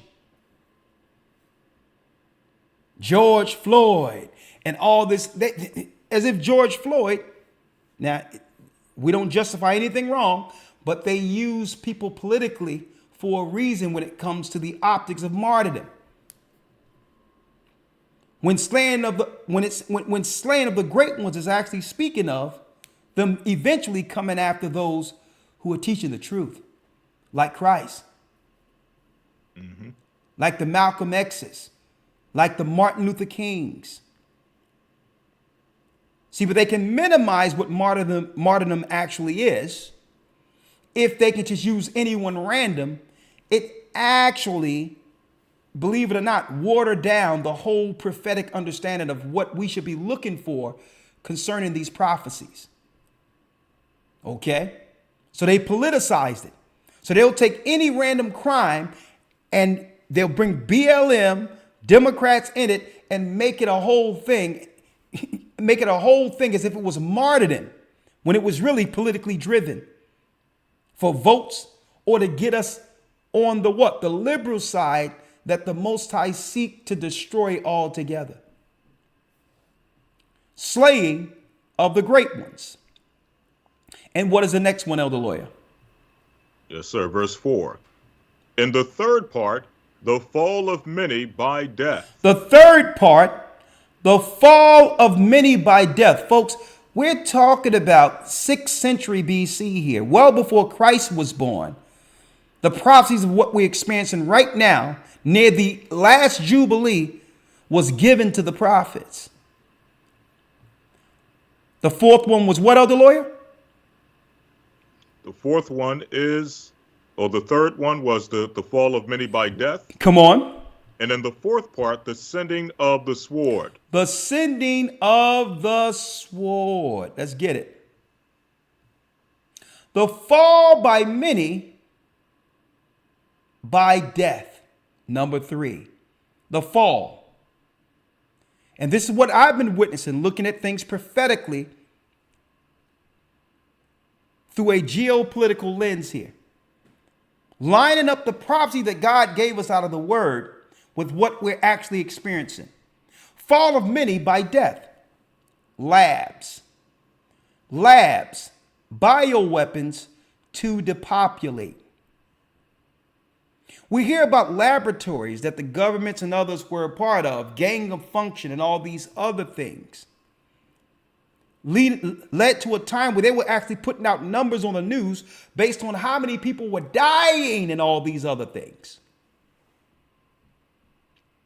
Fall of many by death, where what? This would also desensitize us into understanding or grimacing as a people, or viewing death for what we should see it as. They'll minimize the strength of death by doing what? By inundating the world with it, to the point where it doesn't even have the same effect anymore when a loved one passes over. Death would become a normal way of life. The fall of many by death. What's number 4, Elder Lawyer? Yes, sir. And the fourth part, the sending of the sword. Hold up. The sending of the sword. Now, how many of these have we gone under already, just strictly under the Biden administration? And now we went from what? Commotions, riots in major cities. We went from that to what? Many deaths, wearing masks and all this other stuff, standing 6 feet apart. So if you're standing in line, every place on the earth is 666, 666, 666. Telling everyone the time, telling everyone what God is in power that's being utilized to push forth these prophecies. Sending of the sword. And that's not just on an international level, on a local level. When we began to witness military during the riots, even beyond that time of the riots, the storming of the Capitol, where they talk about sending in the National Guards and all these others. Local, state, and international war, not on each other, but eventually the war would fall on the citizens. I don't agree with anyone out there killing anyone because of one group or whatever the case is, or whatever the case may be. It's their war. But when I see these buildings fall through war, you mean to tell me everyone in that building belonged to the organization you were going after? Mm-hmm. Is that what they want us to believe? That when I see whole neighborhoods falling and buildings falling, that there's no collateral in all of that? Right. Have we been desensitized to a point where only thing we need is a narrative, a spun narrative by the media to accept any heinous crimes that are done on earth? So the Bible says what? The sending of the sword. And that's just on a local, that's throughout the earth, folks. So don't make them just have us view what's going on over there in the Middle East. When we're dealing with our own Middle East, we've always been dealing with our own Middle East right here.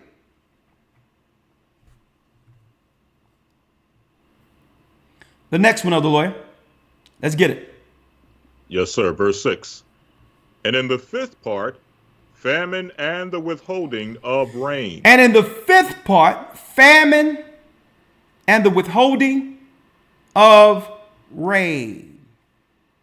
Let's talk about that. Fifth part. Weather warfare. Weather warfare. That's on many levels, and I'll discuss that in a moment. Make droughts where you want droughts, and make it rain where you want to make it rain. And through that, you can conveniently explain it off as a natural earth phenomenon that would put the people in further oppression if you state that, okay, maybe this is some type of warming. Maybe this is a climate thing that's naturally going on, when the Bible prophesied about weather warfare. And if you're one who don't believe that weather warfare exists, doesn't exist, if you believe that it's a conspiracy theory, look it up. Weather warfare. One of the first treaties of weather warfare was between Russia and America, where they agreed not to use the warfare against one another. That's an actual treaty. Right? Hit the like button for us, because I'm going to show you where this is going, folks. Now, did we not see floods all over the place during this same administration, Elder Lawyer? Yes, sir. No soon as he was voted in, right?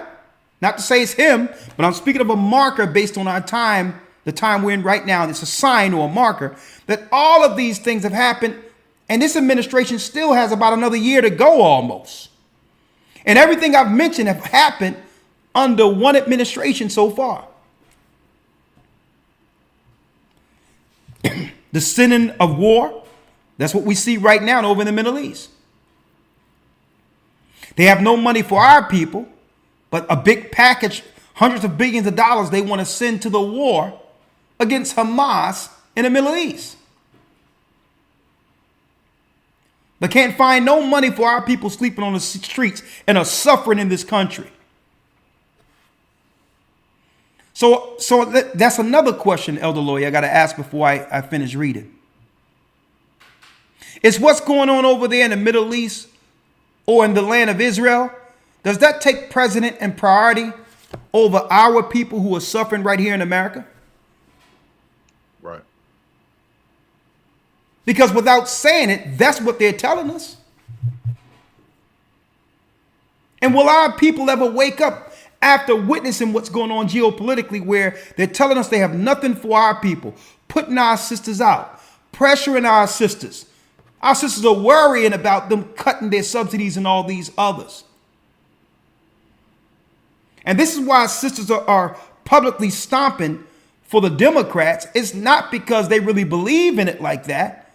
These social workers and all of that is telling them, listen, privately, while they getting their checks and all that, if you don't vote right, they're going to cut off your housing. They're going to cut off your money. And can you imagine the mental anguish and the stress of being placed on our sisters privately by those social workers? Those social workers are being politically driven and are scaring our sisters into the political process. And no one is saying anything.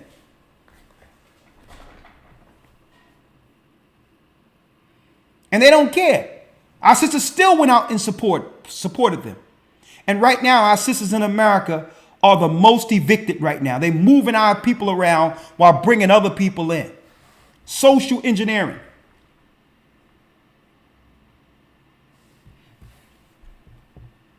Next, Elder Lawya. Yes, sir. Verse 7. And in the sixth part, earthquakes and terrors. Earthquakes and terrors in the sixth part. We in 2nd Baruch. Give me the verse again, Elder Lawya. Chapter 27, verse number 7. In the sixth part, earthquakes. Earthquakes. And what? And terrors. Earthquakes and terrors. Let's look at it. Earthquakes. And we know the earthquakes is written up in the book of Revelation, where what? There'll be a great earthquake, and the spirits will be released from the river Euphrates. And these spirits would add or go into the ranks under Satan to give insight to the evil elite to destroy more people. Earthquake and terrors. What's terrors? Hell release. Hell being raised to this earth. Terrors.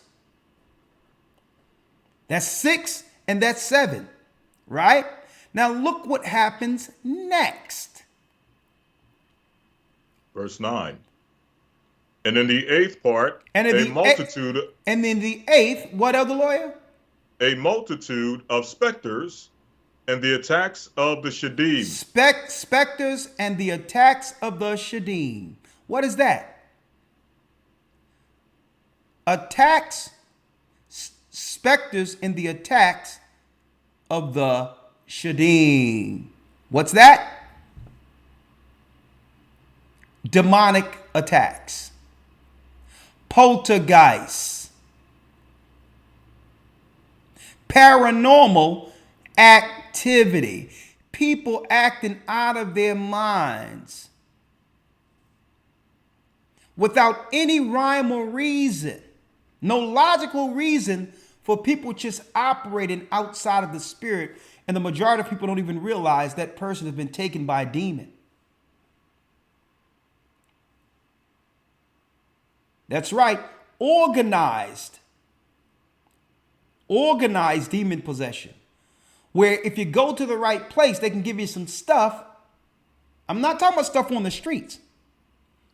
You can go to a place that's legal and they give you some stuff that'll tell you suicidal thoughts. If you exhibit suicidal thoughts, call your doctor. Now, what logical thought would you have if you're thinking about killing yourself? To pick up the phone to call your doctor in a few days and say, yeah, by the way, I was thinking about hacking up everyone in my house and all that. Can you can you lower the milligrams on my stuff? Mm-hmm. Administered demon possession. Right? What's next, Elder Lawya? Verse 10. Verse 10. And in the ninth part. Hold on, let's get it. And in the ninth part. The fall of fire. And the ninth part, the fall of fire. Man, we experience all of this under one administration. The fall of fire.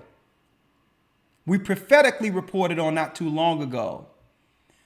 All the fires that coincidentally started in different parts of Africa. In some of the same areas where, of course, the Chinese industrial machine that came over there to build certain areas, they're conveniently in some of these same areas where the fires were.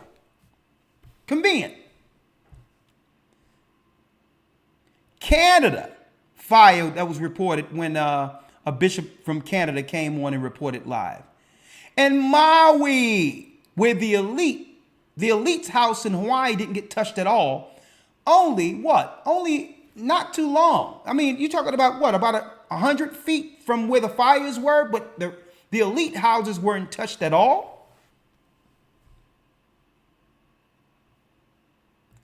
Man, all this under one administration so far. Is there more? Of course, there's more. Read. 11. 11, let's get it. Oh, let me get it with you. 11 is what? And in the 10th part, rapine and much oppression. And the 10th part, rapine and much oppression. So what happens? In the midst of all this, rapine and much oppression. What is that? You got it, folks.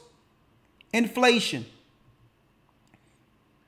Things are so high you can't afford to live. You can't afford to pay your loans. You can't afford to pay your car loans. You can't afford to actually live. Your groceries are too high.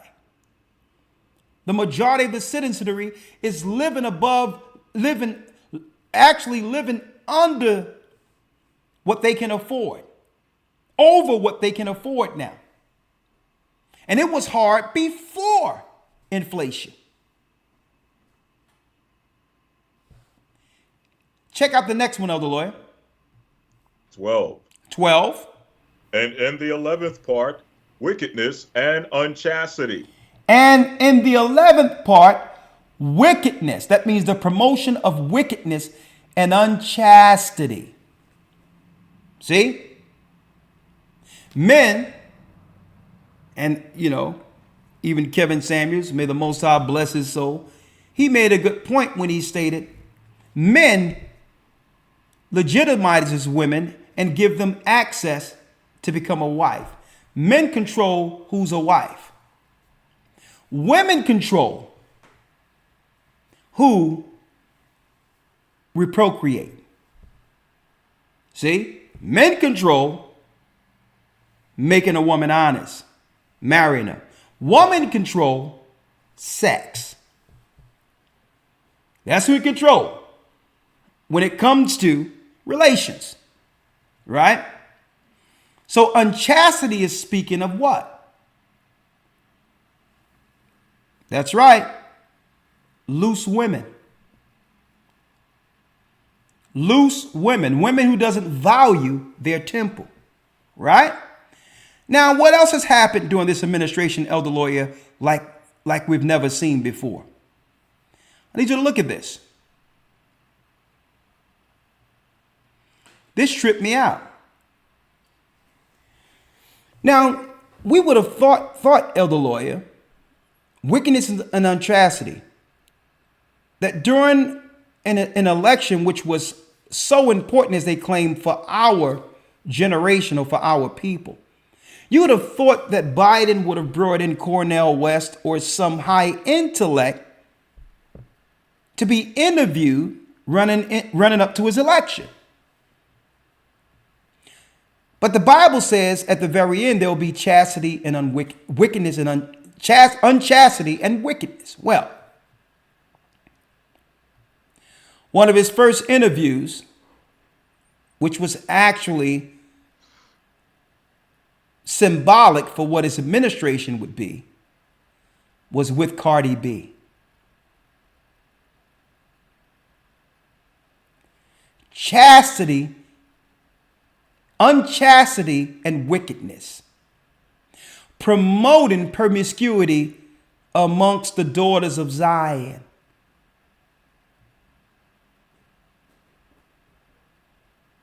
To not value oneself. And it will be promoted to some degree. WAP makes it rain. Breaks streaming record en route to #1 Billboard Hot 100. So much, and Elder Lawya, we're not even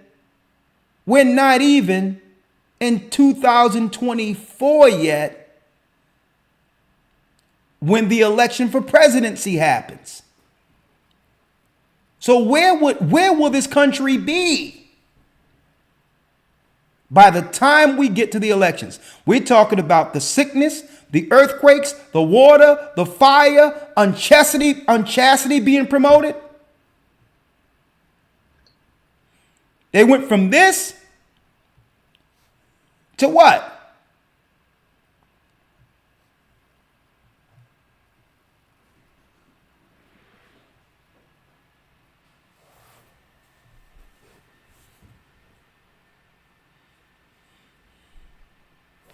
Folks, if you don't believe that this led to this, you're not watching properly. Because you have to understand, with the presidency comes what? An air of decorum, class, and what's acceptable within a society. Now, presidents do it, a lot of probably wild things when the camera's off and all these others, but the optics of your power, the optics of your power is shown, folks, through your decorum and who you associate with. The world powers were watching this, because he was telling all the women, our sisters in particular, not excoriating, not correcting her and saying that we're going to make it where your women, where your people don't have to sell yourselves to make it in our country. We have to value you as the daughters of Zion you are, and make it where you can make money in other areas outside of what? Humiliating or embarrassing and or shaming your legacy. And if you don't think this, folks, if you didn't think this was a dog whistle for this, you weren't watching. Many women that's out there that was dealing in the streets and all that said this, the president have just shown us it's our time.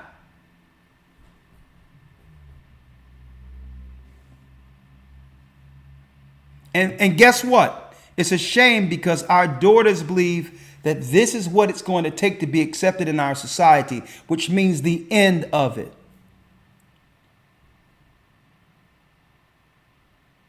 The end of it. Because women are the first teachers of culture and or tradition. The decorum and the respect and the tradition comes solely from the nurturer initially.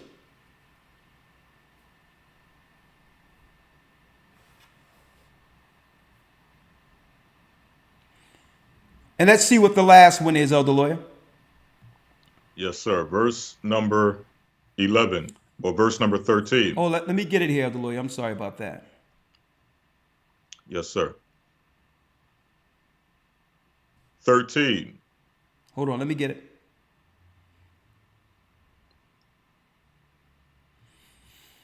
Yep. We're rounding Yes, sir. it. Verse 13. We're rounding this out. 13, Elder Lawyer.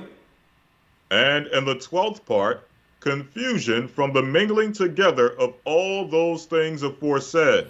And what's the last part? And in the 12th part, confusion from the mingling together of all those things aforesaid.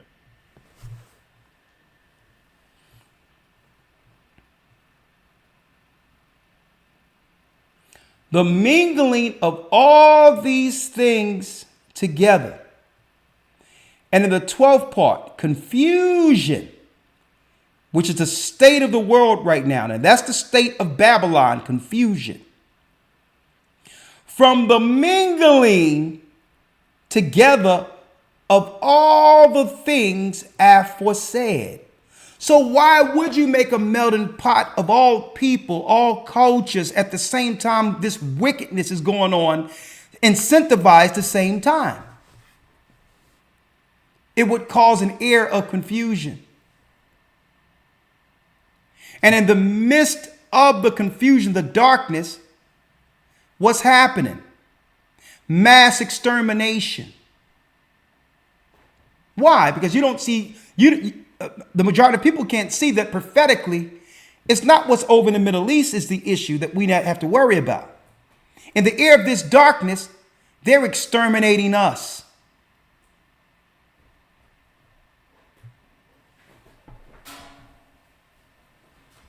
See? Through sleight of hand, you don't even realize when you look up and your loved ones are gone. You don't even do the research to understand how did they come to such a pass. Because you believe that what's going on in the Middle East is the only war we should be concerned about because CNN tell you that's the war you should think about. But then you have a scenario where you don't even understand how you were just speaking to your cousin yesterday. And then all of a sudden she walks in a room and falls dead for no apparent reason, fully healthy.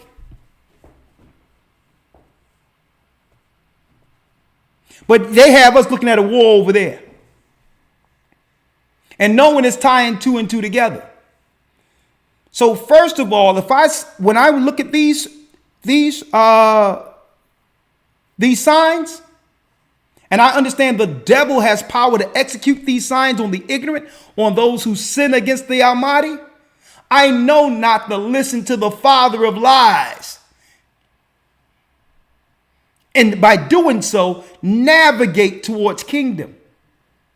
Where 1,000 may fall on this side and 10,000 deaths on that side, but none shall come near thee. You know why? Because these are those who can see what it is.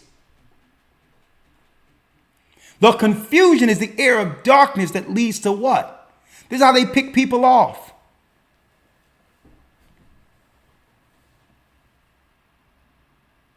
They need the confusion. They need the darkness. They need the unchastity because that's from the beginning before the earth was fully formed. Satan and his fallen ones was working in the face of the deep. They work with a cover. So now Baruch has a question. Because if all these things are being aimed towards us, Satan throwing all this stuff on the wall at one time against us, How can Israel possibly, and I'm speaking of the children of Israel here. I'm not talking about Israelis or what's going on politically over there. I'm talking about the lost sheep of Israel. How can we possibly make it through this? Let's read it, Elder Lawya. Yes, sir. 14. For these parts of that time are reserved, and shall be mingled one with another, and minister one to another. For some shall leave out some of their own, and receive in its stead from others. And some complete their own, and that of others, so that those may not understand who are upon the earth in those days, that this is the consummation of the time. And it's going to happen where one thing will stop happening, and they'll start up somewhere else. Okay, there's a riot. Then we got to wear masks, or there's another variant, or there's a disease. It'll stop there. Earthquake, flood, fire. Everything that the Most High said would happen has happened within not even a 4-year span of one administration. And the Bible is telling us, can't y'all see this? You're living in the end of days. It's the consummation of the times. Folks, listen to me and listen to me good.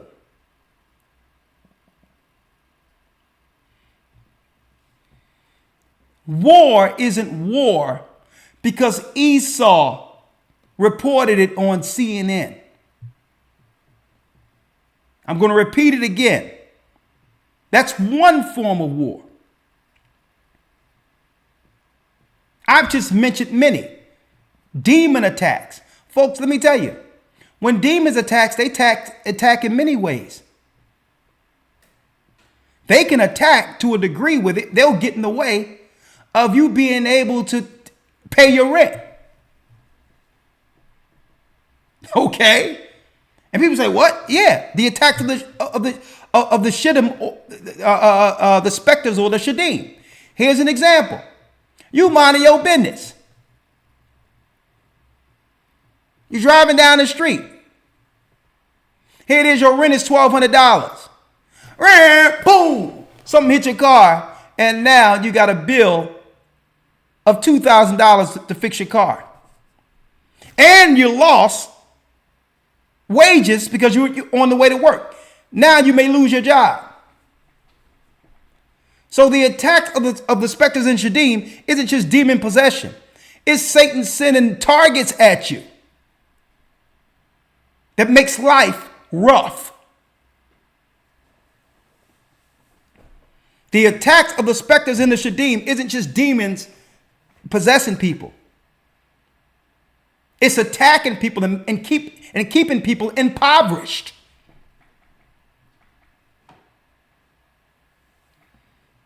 Right?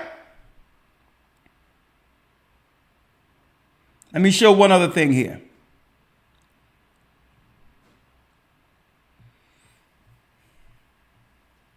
And complete their own, and that those may not understand, Elder Lawya, what? Who are on the earth in those days, that what?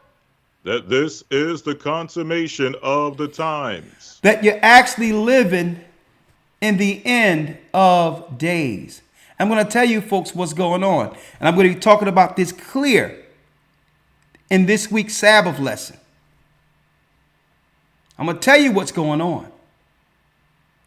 They have pulled resources from the inner cities for a long time. And are just allowing the residue of our people in the community to kill each other or die off without resources. And they're not telling the people, but that's what they're doing.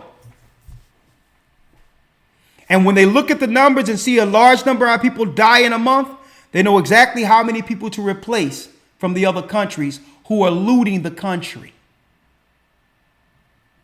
It's about pulling resources out of America. Why? Because they cannot attack America through a standing army. So they come in another way.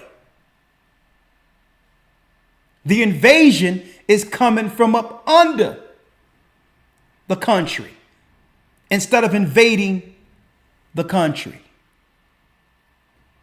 I'm going to show you. I'm going to talk about this coming Sabbath. They're looking at the numbers. And when they get a certain number of our people out of here, they know how many numbers of people they can have to actually get resources to continue pillaging the country intentionally. It's for a reason. Right? Read. Sir. 28:1. Nevertheless, whosoever understandeth shall then be wise. Hold up. Read that again. Nevertheless, whosoever understandeth shall then be wise. Nevertheless, whosoever understand what the Hades is going on shall be wise. Wisdom shall be the stability of thy time. We're seeking, walking, and looking at this world through a prophetic lens. And through what? And through the wisdom that comes through the Holy Spirit sent by Christ himself. It's the only way to navigate through this. If you walk wrong, you operate wrong, you will trip into death. It so happened that's the time we're living in. Read. Nevertheless, whosoever understandeth shall then be wise. Read. For the measure and reckoning of that time are 2 parts of a week of 7 weeks. And I answered and said, it is good for a man to come and behold, but it is better that he should not come lest he fall. Listen, even Baruch says, man, it's good to be, to actually live to see the coming of our Lord. But I think it's better if people aren't born at all in these times. It's one thing as a prophet viewing it as a future prophecy. It's a whole nother thing, brothers and sisters, having to live through it.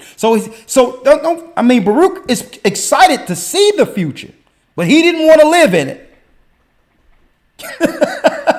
He's excited about the future to know what was going to happen. But he says, man, it is better. He answered and said, it is good for a man to come and behold. So, he's actually excited, or I would say more so, happy to understand the end of times. Because this leads to our Savior. But then he says, but it is better that he should not come. What? Lest he fall. Lest he fall. There's too many snares. If all of these things are coming at one people at one time, who can actually survive this is what Baruch is concerned about. That's why our people have been so destroyed, because the whole aim, folks, the whole time has been to destroy the rising of the children of Israel. That's all this was. They had this Palestine, Israel, Middle East, and all these others, folks. Got us looking all over the place saying, I'm glad it's not us. And really, through misdirection, all of these people together are attacking us simultaneously. We're talking about what's going on with Palestine and Israel, and we're not looking at what those same people have done to us throughout history. When they come in our communities and all that, and our sisters come who are suffering and all that, come in the store and they be flirting at our sisters and no one is saying anything and say, meet me at the back later. Sisters, I need y'all to come out and talk to us tonight. If you've ever known of this or have experienced it yourself, where these guys are hitting on you when men aren't around and all of that, I need that conversation for you to call in tonight. Okay?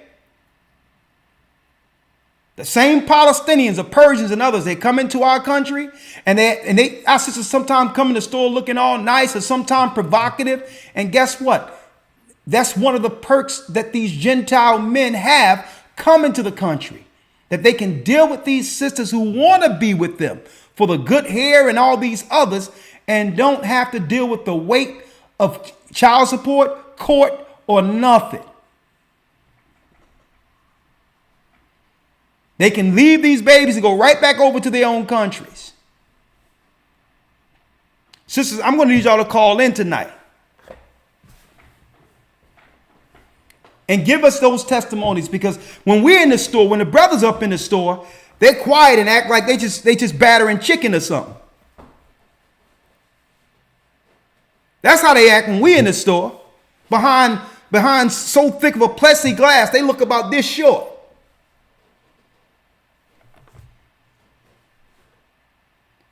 But I have the data now. Let me see if I can show this data.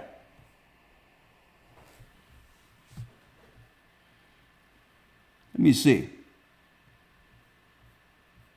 1 second, folks.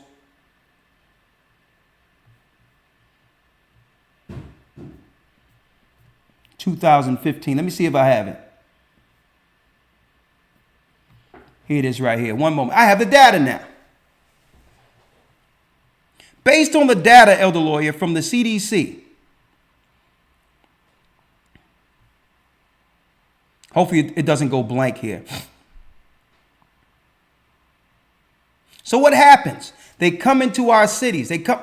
Folks, they did this in Jamaica one time when Jamaica was predominantly our people. And they did the same thing in Jamaica. Years before they had this stuff come, this migration, immigration into the United States as we see it today, they did it in England. The same thing. Now, if you travel the world, you can understand the same program. To water us down and to have all these other nations totally phase us out through breeding, through mixing. Breeding children who would be what? Utilized for the Moloch Canaanite priesthood.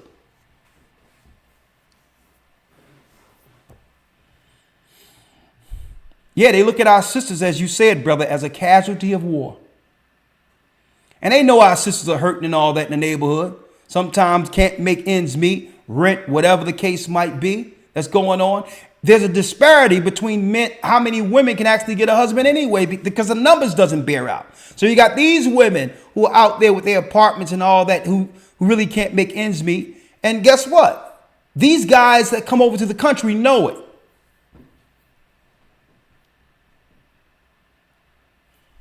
I'm going to be talking about this weekend about how some of the sisters actually was invited I remember in Philadelphia. And brothers was like, oh, it ain't going down like that. The mosque in West Philadelphia, where guys were trying to get sisters to come back there and all that. But I'm going to talk about that I'm going to talk about that Sunday. Let me get up this data real quick.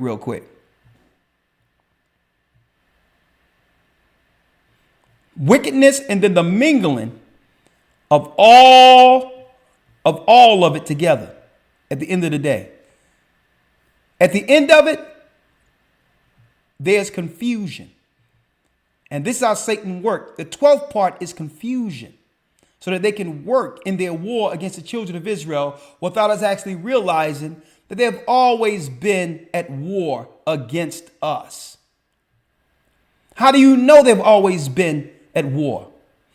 The Bible tells us in Genesis, the 25th chapter, that Esau would be the cunning hunter. That's all Esau knows is war.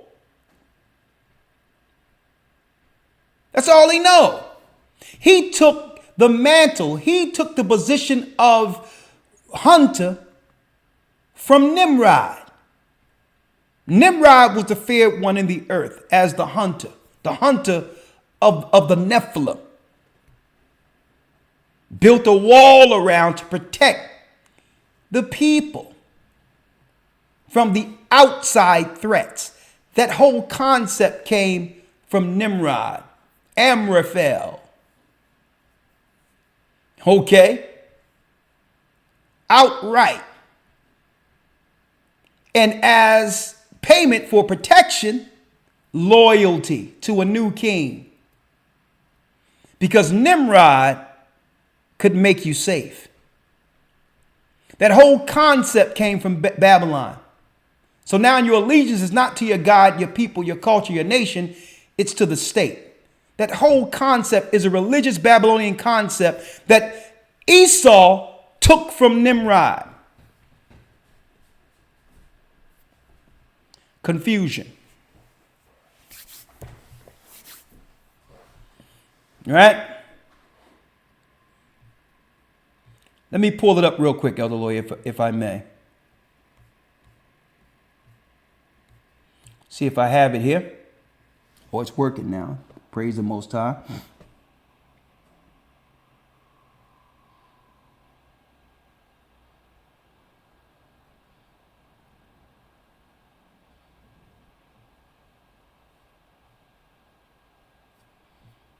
You see? Men, 1 second.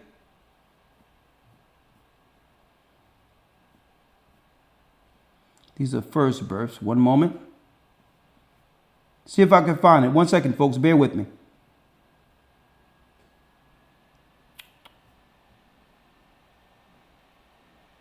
There it is right here. And these are, that's first birth. Let me go the total. Hold on 1 second. Stick with me.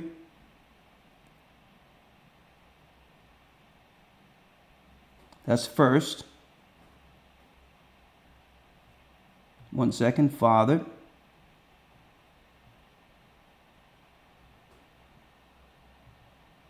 White. 8407. Yeah.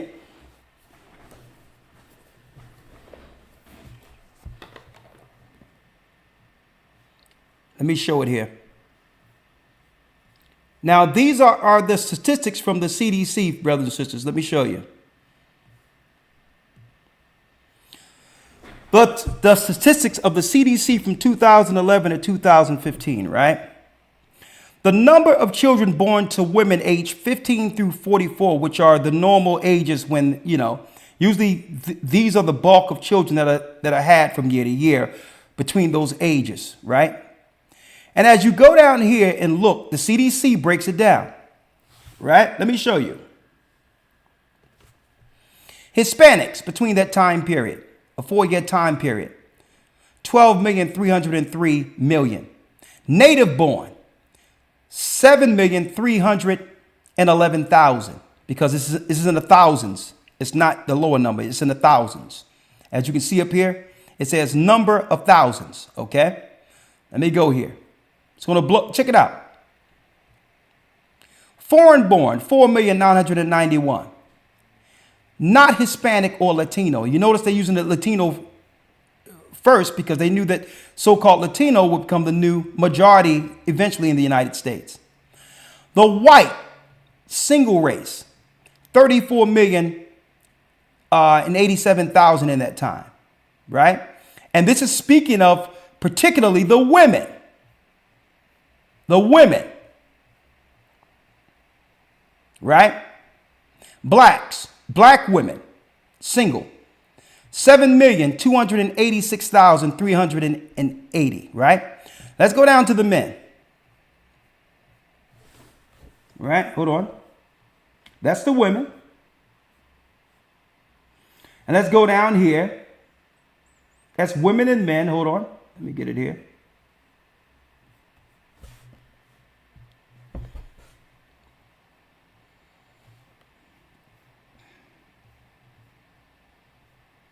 Let me get it. Hold on. Women and men age 15 to 54, right? Let me get it.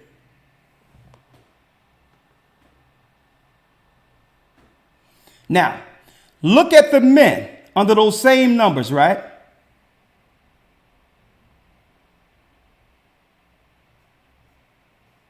One second here. Let me get it.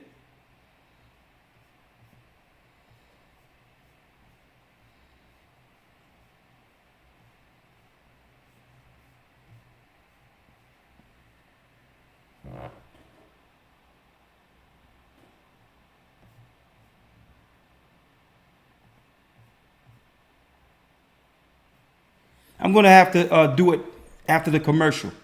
All right, I'm going to do it after the commercial because this thing is all jumbled up here. But in a nutshell, I had it here. And I'm going to show y'all in between the break. I'm going to grab it for you. There's a disparity between 1.2 million children that are born in our community that's not accounted for. 1.2 million people, with the immigrants and others coming in our community with our sisters, that's not accounted for. Okay? I need y'all to hold tight. I'm going to grab that, come right back with the phone calls. Let me get this data up. One moment. 1 second. Let me grab it here. And I need y'all sisters to call in and let us know what are the interactions in our community that our men don't know about when it comes to foreigners coming into the inner city. I'm going to show you why, according to the Bible, it's important. Sisters, I need y'all to call in. I'll be right back with the chart. One moment. 1 second.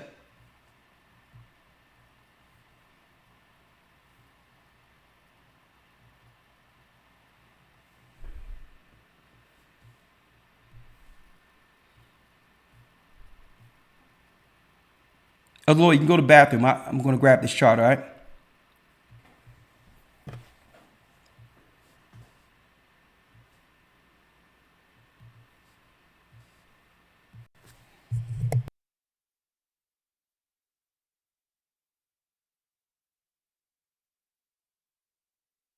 The Bible.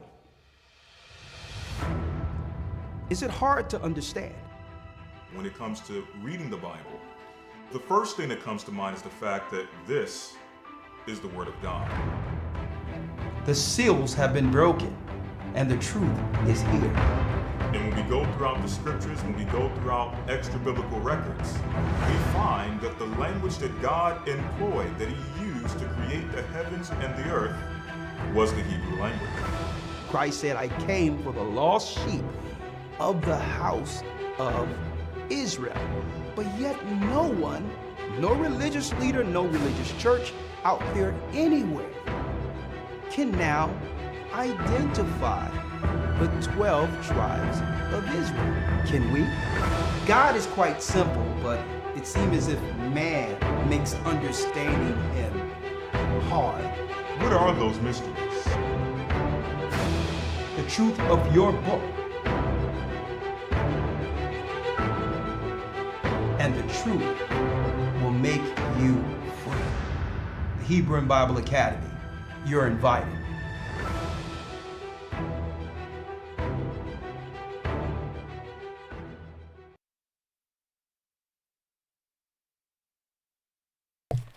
Okay, we're back.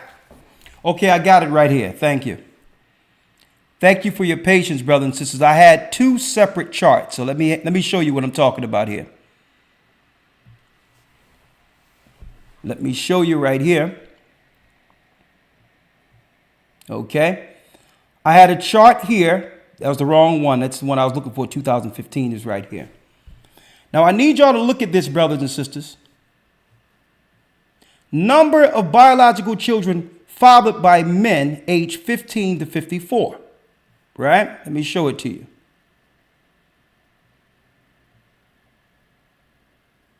Let me get it here. Right here.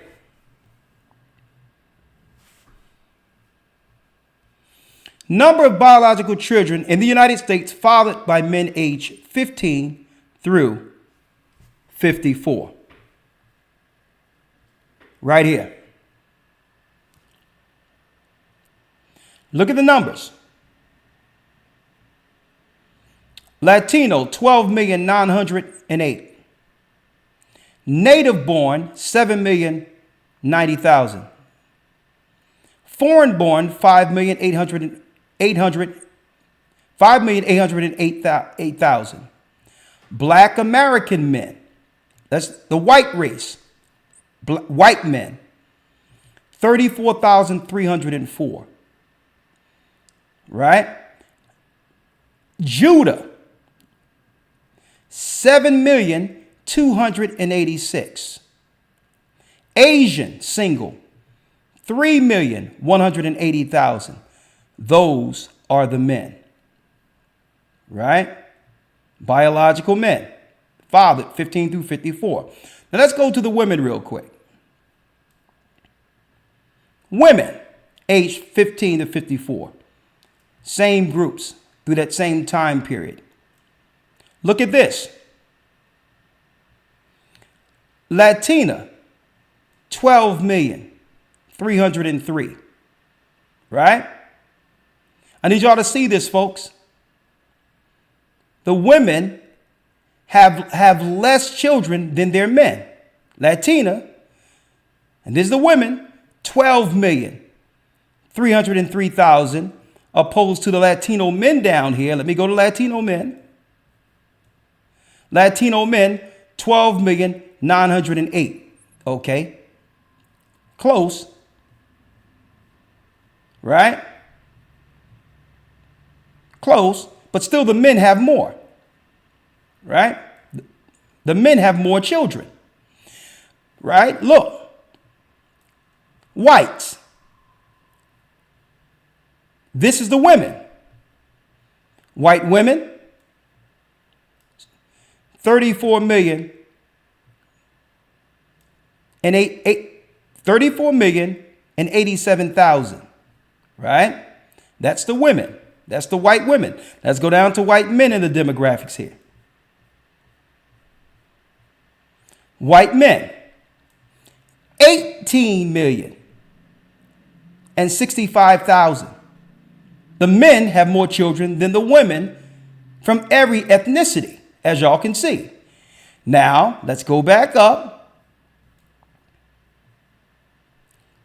Fathers, right? Look at the fathers. Look at it. Black, this is the men.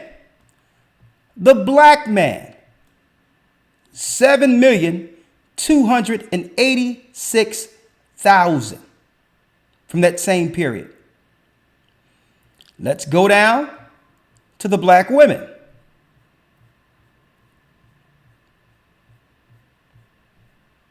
Right? Go down to our sisters.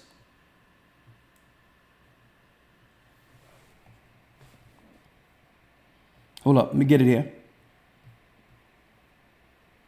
The women, let's go down.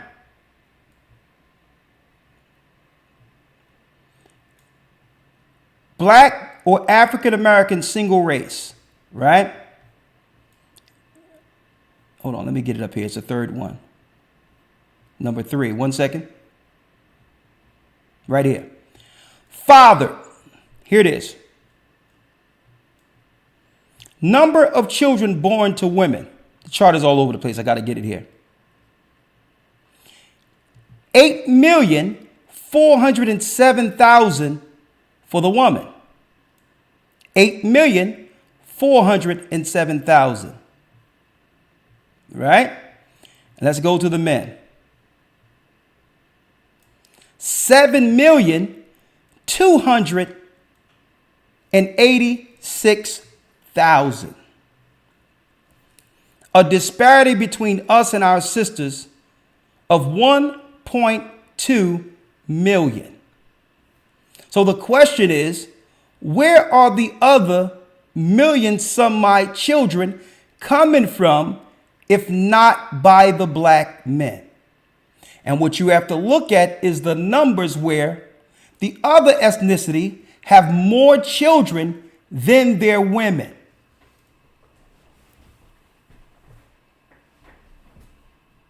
Look at this. 1 million some children unaccounted for in our community being dumped in our community, blamed on our people. And then on top of that, the board is open where all these nations are coming in the same time. Can y'all see this? So all of the chaos that is being created by all of these children children, folks. And listen, the birth certificates state that these children all belong to us, which gives a negative image on everybody when it's these nations coming through causing all this chaos.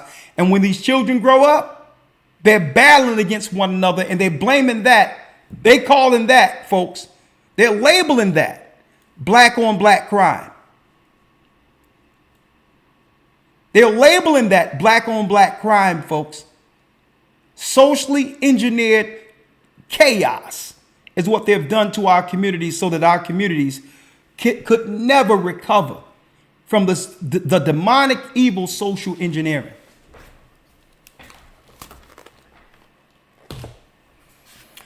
Let's open up the lines now.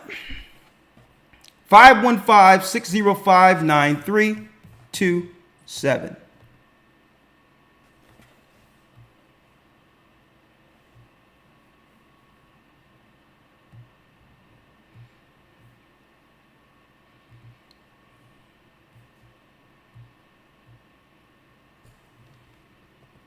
I see sunshine there too.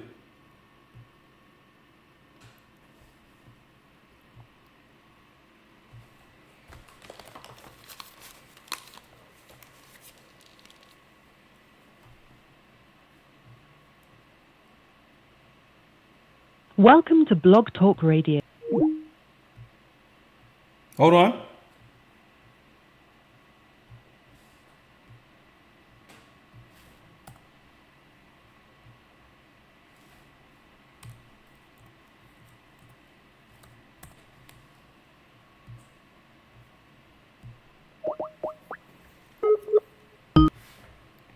Welcome to Blog Talk Radio. Please enter your host PIN. When finished, press the pound key.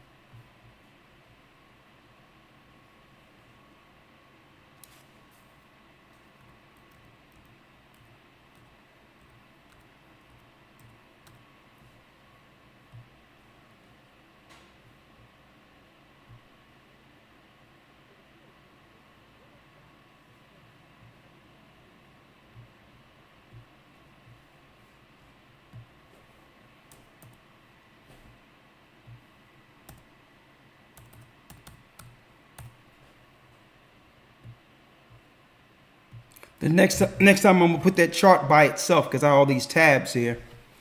I should have kept it highlighted, but I got it nonetheless. So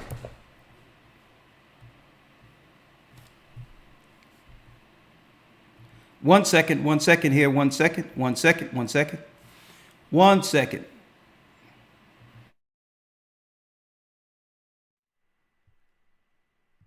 Oh, he's already in there. All right.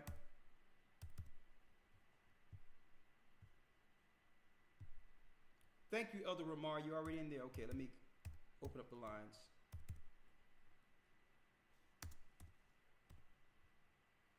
All right.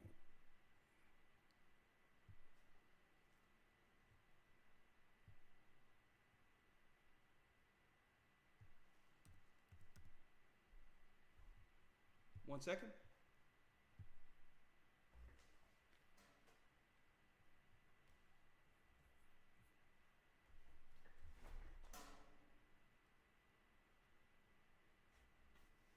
Okay, one moment. I'll be right back with the calls. And sisters, I need y'all to talk to me. What's going on when these Arabs come into your city? Okay. We all know, we all understand what they've done to us. Right? Let me pull it up here.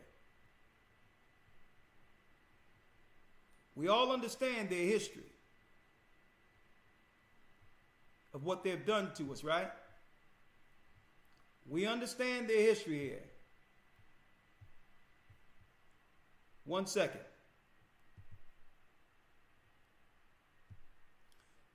Fair use.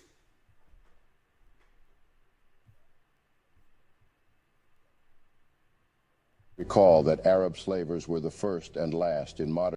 The 25th of March was, as usual, commemorated as the day Britain officially abolished its slave trade in 1807. But how many recall that Arab slavers were the first and last in modern times to ship millions of Africans out of the continent as slaves? The Arab history of anti-black racism predates European anti-black racism by several centuries. The early Islamic Empire exhibited all the characteristics of anti-black racism, and blacks suffered the lowest form of bondage. Europeans took photographs of chained black African slaves in Arab slave trading vessels on the east coast of Africa in the 1880s. Slavery persisted openly in Saudi Arabia and other Muslim countries in the latter half of the 20th century, 100 years after slavery was abolished in the United States. As late as the 1960s, African Muslims still sold slaves when they arrived on pilgrimages as a way to finance their pilgrimages. Arab nations lagged far behind the rest of the world in abolishing slavery.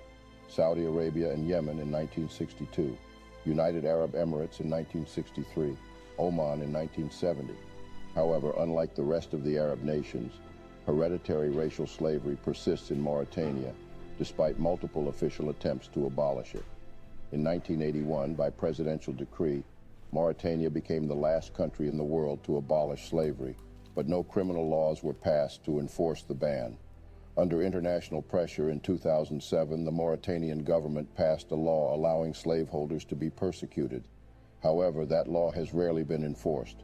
Far more anti-slavery human rights activists have been prosecuted than the handful of Mauritanian white masters. Fair use. In addition, slavers are offered compensation for freeing the enslaved, while the victims of the brutality are offered nothing.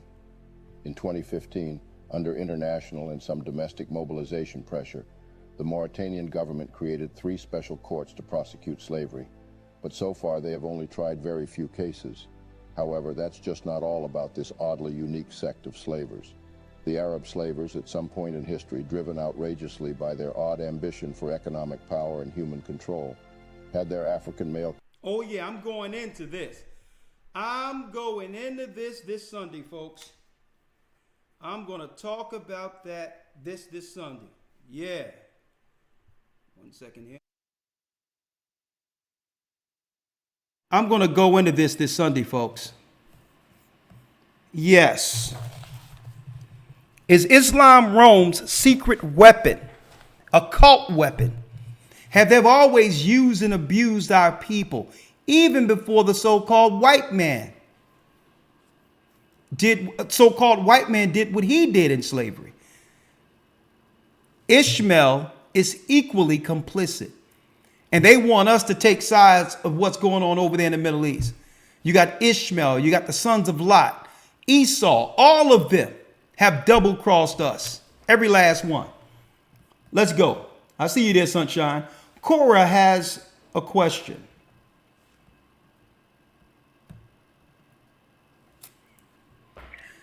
Shalom, Elder. Shalom, Cora. How are you? I'm fine. I want to know the website where you downloaded that chart, where you got that chart you just showed us. Okay, yeah. I'm going to pull it up real quick. Okay. Let me show you. Because I'm like, the math isn't math, and it seems like they want to blame everything on us in the communities. And I'm like, have they engineered this? So I went into the CDC's numbers, and I'm like, all these children don't belong to the brothers. All the other nations men have more children than their women. And I'm like, that's odd, because there's more of their women than it is of them. I'm like, the math isn't mathing. And then I looked at our numbers. I like to look into our people. And I noticed we're the only people in the United States, the men, who actually, we don't have as many children as our women, by 1 million. Over 1 million. I'm like, boy, do Esau know how to socially engineer this stuff. And then all the children that are our color in the neighborhood is put on all of us. Sister, you would go to the National Health Statistics reports. The National Health statistics reports. A lot of these reports, and it tell you down there, it give you an asterisk. A lot of these are CDC reports and all that. National Health Statistics. Just Google it, and you'll see all the charts for years. I even got them up to 2020, the latest one I have, but I'm looking at that now. But when I seen this disparity, I'm like, whoa. So all the criminality and all that they're claiming, they have put on us that don't belong to us. It's the other nations coming through secretly, leaving these children all over the place that are growing up in our society causing issues. So when it comes to colorism, when it comes in, just say if a sister was to sleep with a Persian or an Arab or something, and she want to keep that quiet because, you don't want everybody to know what you're doing. It's your private business. But then this child grow up with a phenotype where he got good hair, look nice, cute, or pretty, or whatever the case is. And then colorism issues begin to happen within the community that had nothing. And and they'll blame all that on black crime and all that. But yeah. Any other question? Okay. Well, no other question. I just wanted to make a comment. You were asking about that. I know my around the corner from us is in New York they call them bodegas, a little mom and pop store. Well, it's owned by Arabs. I know. A few days ago, I asked my daughter to pick up something. She said, "I don't want to go in there in the morning. I'll go in the evening and pick up something." I said, "Why you don't want to go in the morning?" She said, "Because because of who's there in the morning. She doesn't want to be bothered if apparently was hitting on her or something, and she wanted to avoid the mornings, the ones that's there in the morning." So when only go in the. So she's seeking to avoid. She's seeking to avoid it because there's a guy she knows in the morning who's really aggressive when it comes. Hey, sister, you have to be over in the Middle East to understand how aggressive their men are. It's an entirely different dynamic. Yeah, I know. And then when I was in school in Spain, my roommates and I went down to southern Spain and over into Morocco on Christmas break. And, to make a long story short, we ended up getting ripped off. One student that was on the boat with us offered to show us around, but when we landed, and another guy met us at the there at the landing, and he and that student got into an argument, and then the student just walked off, and this other guy, he decided to be our tour guide, and we didn't even ask him. We weren't looking for a tour guide, really. We were just going to go look around the city ourselves. Well, to make a long story short, we ended up getting ripped off about $10 US a piece and everything. And then after getting back to the States, I read somewhere about some other persons that had experience in an Arabic country, and they ended up, even jumping out of a window to escape these people out of the bed and breakfast or hotel, wherever they were. And until then, I said, at one point I said, I just don't like Arabs at all. But I said only one redeeming person was I had a coworker when I went to work for the airline, and this one coworker was from Morocco, and we had a nice camaraderie in there. And I said he was one redeeming person of the Arabic world. Yeah. But then when you all made the comment, when you talking about the attributes of different nationalities that Ishmael was a wild man, I said I can see that from the experience I had, when I traveled over there. Oh, yeah, it's an entirely different dynamic. Thank you, sister. I appreciate it. Yeah. I appreciate it. Okay. Oh, yeah, let me tell you, they have an entirely different interactive mindset when it comes to relationships and all that. Okay, because men in America, in the Western world, have been trained to know if you cross the line, you could be accused of something and all types of stuff. You can be arrested. They come from it's different being raised in a patriarchal country like the Middle East, an entirely different perspective. They believe in total ownership. And when it comes to our people, how they treat the Sudanese and stuff in Egypt, they feel entitled to not just be with the women and expect the women to be down with them. They come over here. Okay. They also expect the men to be subservient. I had a whole nother thing to them. when they see me, I'm like, nah, we flipping this. Okay, it's a whole nother deal. Oh yeah, someone stated that it was Kevin Samuels who said that women are having men are having 5 or 6 children or whatever with women, and that's why there's a disparity in the number. No, let me correct that. What Kevin Samuels said, if I remember correctly, been a while, may the Lord bless his soul. What he said was that 80% of the women are having children by only 20% of the men, the top 20% of men.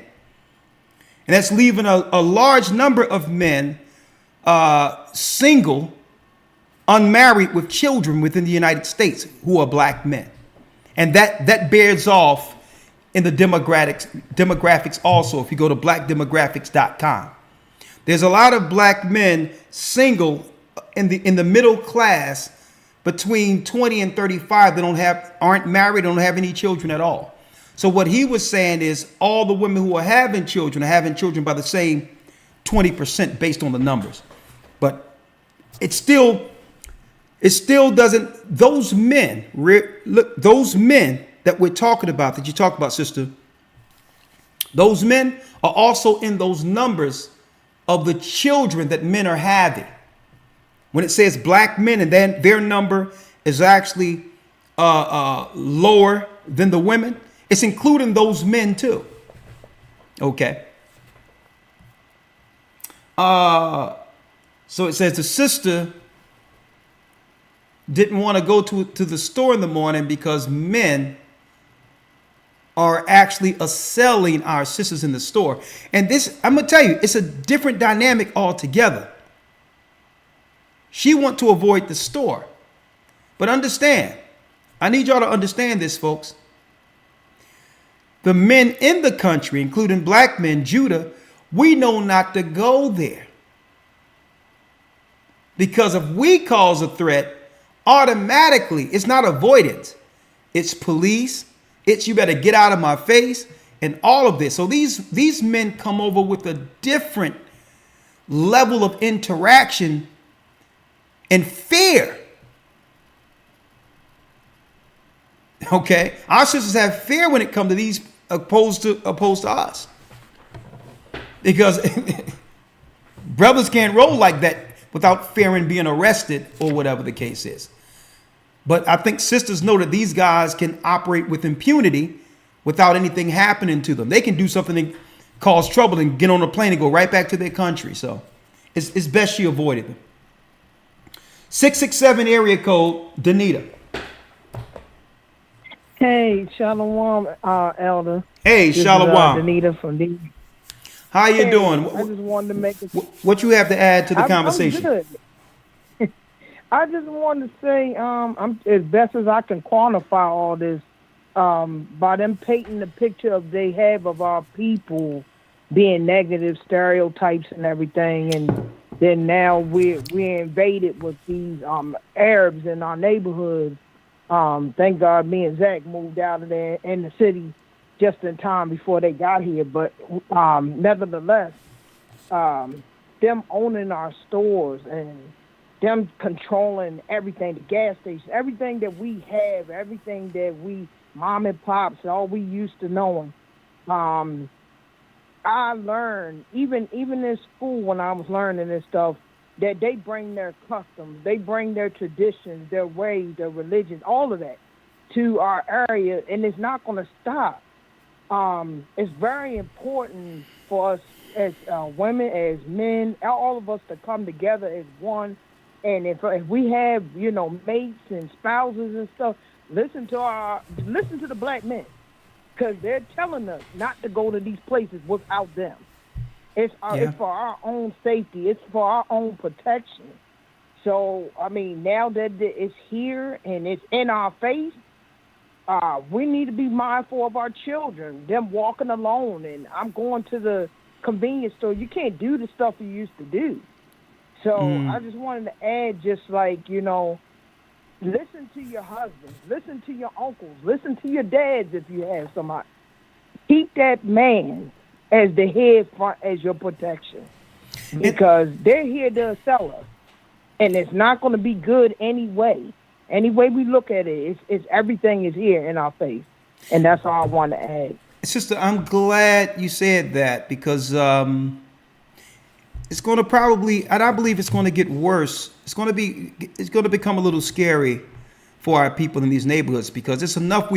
So many things are being dumped on us now, right? And I need you to think about it. There's a rumor out there. Somebody started something that black men kill a black woman every 5 minutes in the United States. And I'm like, what? So I had to do the numbers on that. I mean, let me say, as a man, as Judah, we expect negative, false data, demonization to be out there without anyone responding.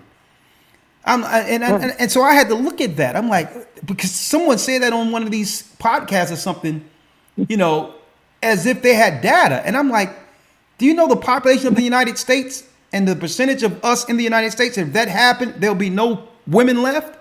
So, oh my, exactly. But it's out there. No, not every 5 minutes. Every 5 hours, a black man unalive a black woman. And why am I framing this? If those stereotypes are allowed to be out there, some of our people are going to hear this and believe it's so, and deem us who can help our people, help our sisters, as the enemy. That's number one. Number two, the majority of our people has some level of understanding the consequences. A black man understands the consequences in the United States if you jaywalk, let alone harm another person. And here's a dangerous piece on this, sister, real quick, and then I'm gonna let you go. The dangerous piece, if you get these people that are coming over here from the Middle East who see us less than from these other countries, they've always treated us less than, and they criminalize or hurt or even worse some of our sisters in the community. Who will the authorities seek as suspects first? I need you to think about that. They're coming over here, these strangers. Sister, we're between the crosshairs. It's going to be the black man as the number one suspect for all this criminality that these people are going to bring from these Arab countries. So if they do, just say if our sister, you know, our sisters, get off me. Who you think you is? Don't touch me. And some of these Arabs, you do that to them. In their country, they believe it's okay for them to respond and respond in a way that Americans aren't used to. So here it is. She found behind somewhere, maybe, you know, I'm just using a scenario. She found somewhere, and immediately what happens? They claim that crime is going up, and we black men, our sons, our children, Judah, your brother, your cousin has become a suspect to these wild demons who have been let loose in our country. So I'm just putting it out there so that, not that we can actually show discrimination against anyone, but to be aware of where this is going to further demonize the awakening. And it's always going to come back down to the black man ain't nothing. It's going to come down to Judah, because Judah, Benjamin, and Levi, and all the tribes, the men that are rising, are actually pointing to the evils that have always destroyed our people. Hold on. Excuse me. I have to put that on hold. You have something in your phone. All right, let's go down the line. Sunshine is on the phone.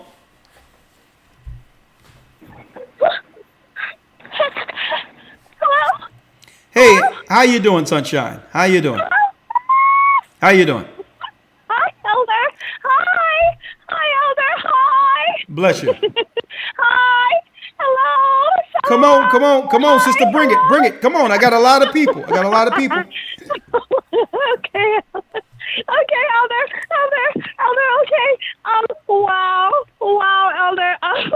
We are seen as the base of the pyramid and made the base of everything upon which this society is built. And regardless of our literal blood, sweat, and tears on trails of tears to build this kingdom, as we have for kingdoms of the past, from Assyria to the daughter of Babylon, no matter what we do in our actions and our contributions, be it good or bad, the evil that abodeth still in all men that come of Adam is what they highlight as our norm or our core behaviors. And this evil is shown through Israelites as all that we would ever have to offer to any or for any other nation under past kingdoms, and especially this new whole world order regime.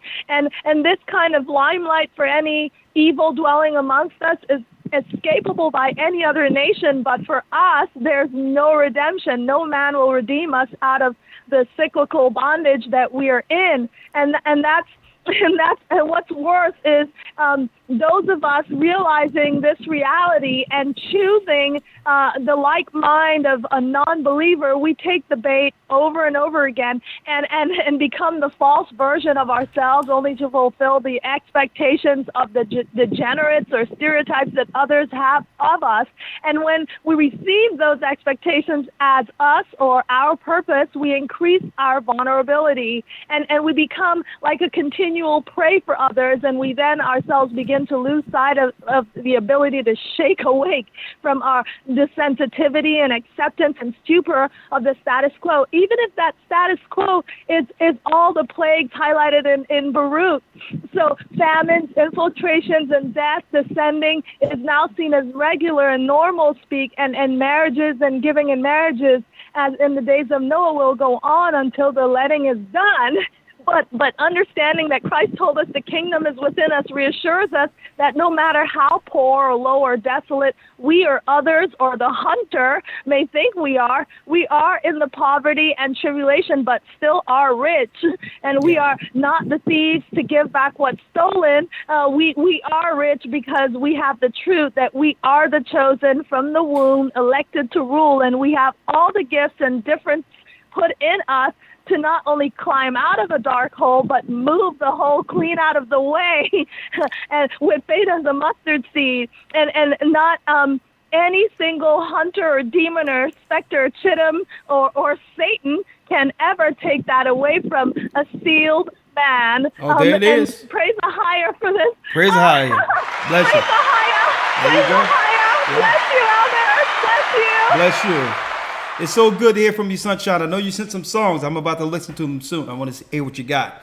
Some songs you wrote, so I'm going to listen to those. Oh, yeah. I think someone else said something that I wanted to answer to real quick. Someone said something. It'll come to mind. But someone like to know, well, what is our answer to this? Satan is throwing everything against the wall, right? Here it is. They got us looking at other conflicts while they're right up under us, seeking to destroy us, straight destroy us, while we're looking at some Middle Eastern conflict in the theater of all that other stuff while they're destroying us. Like, what is the answer, right? Good question.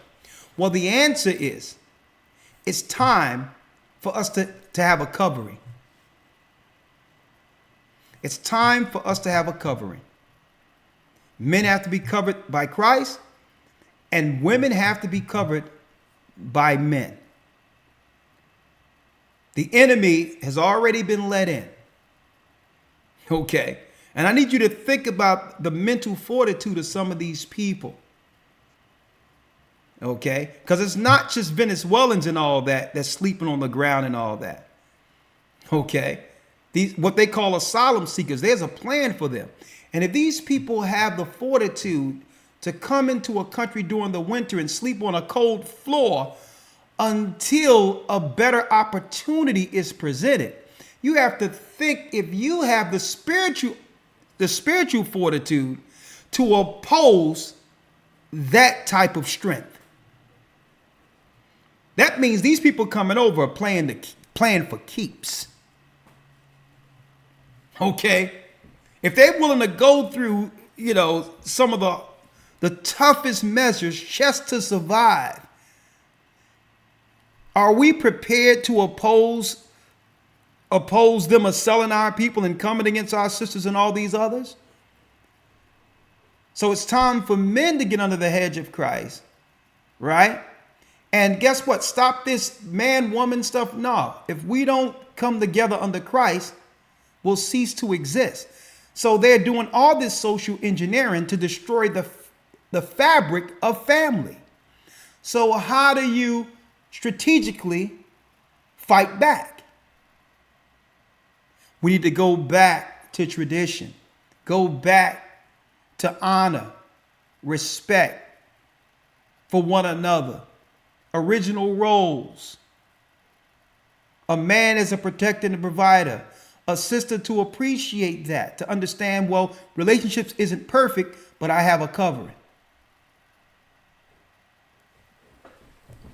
And that's what time it is. It's time for us to let bygones be bygones and do what? Understand it's time for us to stand together against what's coming through the door.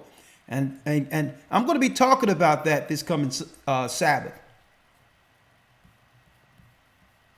It's time for a covering. And sisters got to be very careful, because I'm hearing online, I'm hearing some and it's scary. Some of what I'm hearing when it comes to a whole group of people online, women talking about divesting and all these other things. And I'm like, I don't think these sisters is looking at the news that I'm seeing. I'm seeing sisters hooking up with men from the Middle East and all these others in hotel rooms. And then the family saying that they couldn't find their daughter, and they thought it was just a person she was talking with. And now there's a funeral.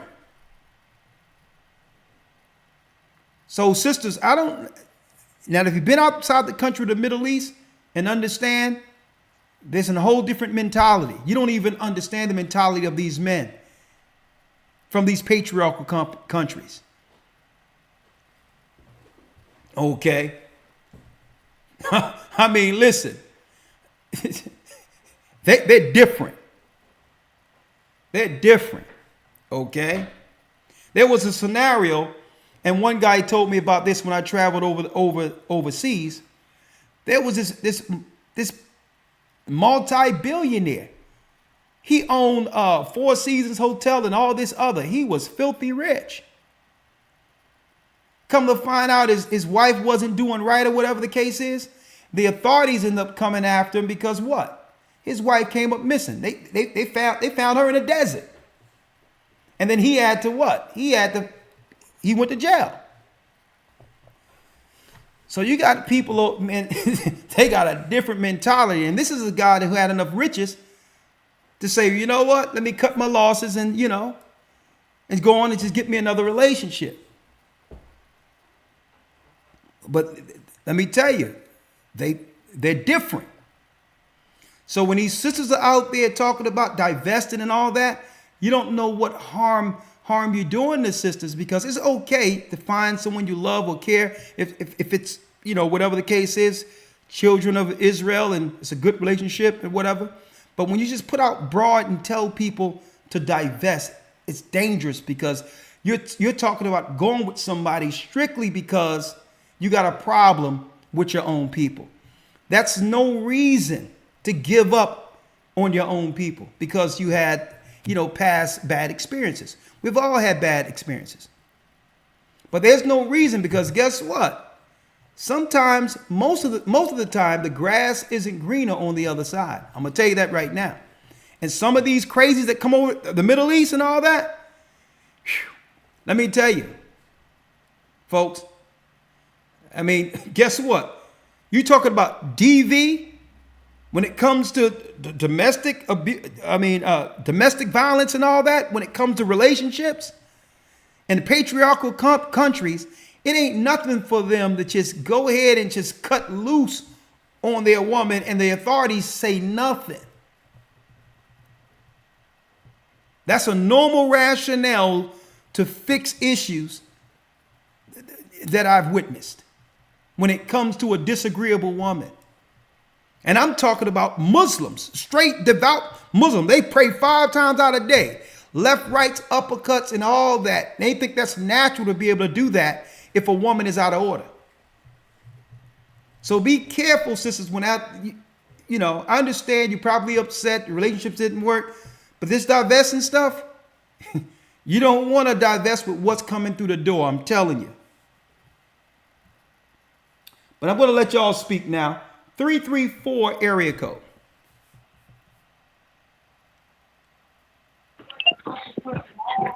Hello. Hey, how you doing, Keisha? I'm doing fine. How are you doing? I'm doing well. The floor is yours. The lines, hold up. Okay, I just want to... The lines close in 10 minutes. So if you have something to say, question, or want to chime in for the topic, you only got 10 minutes before the lines close, okay? Sorry about that. The floor is yours, Keisha. Okay, I just want to talk about a couple of years ago, I used to work in a Arab shop. They did these eyebrow threading. Okay. And I used to do hair in there. And we had a commission base. I think it was like 80-20 or something. I make 80%. They make 20%. Okay. And the owners came in one day, and the husband, I noticed, kept, hanging around the store and, looking in the air and looking at, certain stuff on the wall. And then he told me that, I looked real nice and just started flirting with me. So after about a couple of hours after he left, his wife came in and was like, you look like a lady from our hometown, back in India. And my husband used to mess around with her. Interesting. And I was like, oh, okay. So I just kept, doing my sew-ins on on the customer that I had. And next thing I know, she was like, yeah, you look a whole lot like her. And I was like, well, I'm not, from there, so I don't understand, where you're coming from with that. And she was like, oh, that's black people in my country. And you look like her. And like ever since that day, she changed the commission on me to 60-40. She was coming in looking for things. Every time her husband come in, he'll be very, like overly friendly. And at that time, I was, with my husband now. And I never like disrespect him or whatever. So I just, like set boundaries straight and told him, I don't know where this is coming from, but you need to stop with, talking to me about my hair and, how I look and stuff like that.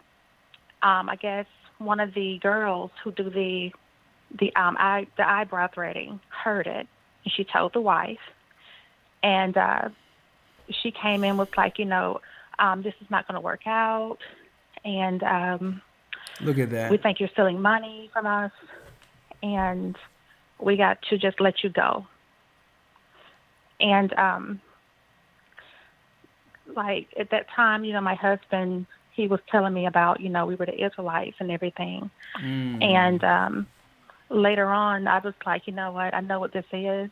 It's jealousy, and the fact that we can't even work with these people. They come over here. They don't want us to learn their techniques on, eyebrow threading. They said it's a culture thing.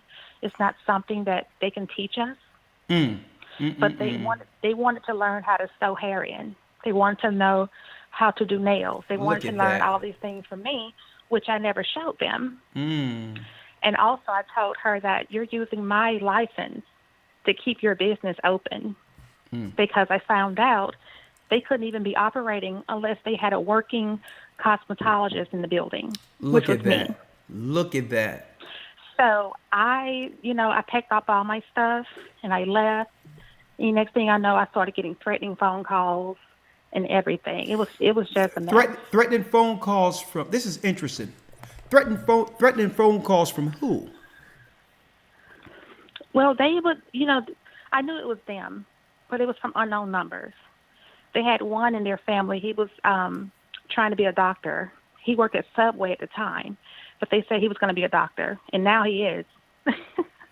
Hey, sister, this is but you know what? See, I think the advantage you had in this instance, and there's so many levels I want to talk about using this call as an example.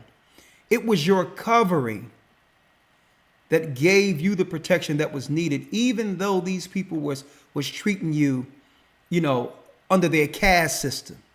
They're used to a caste system in there where they come from. It's natural. It's not deemed racist to treat you less than they are.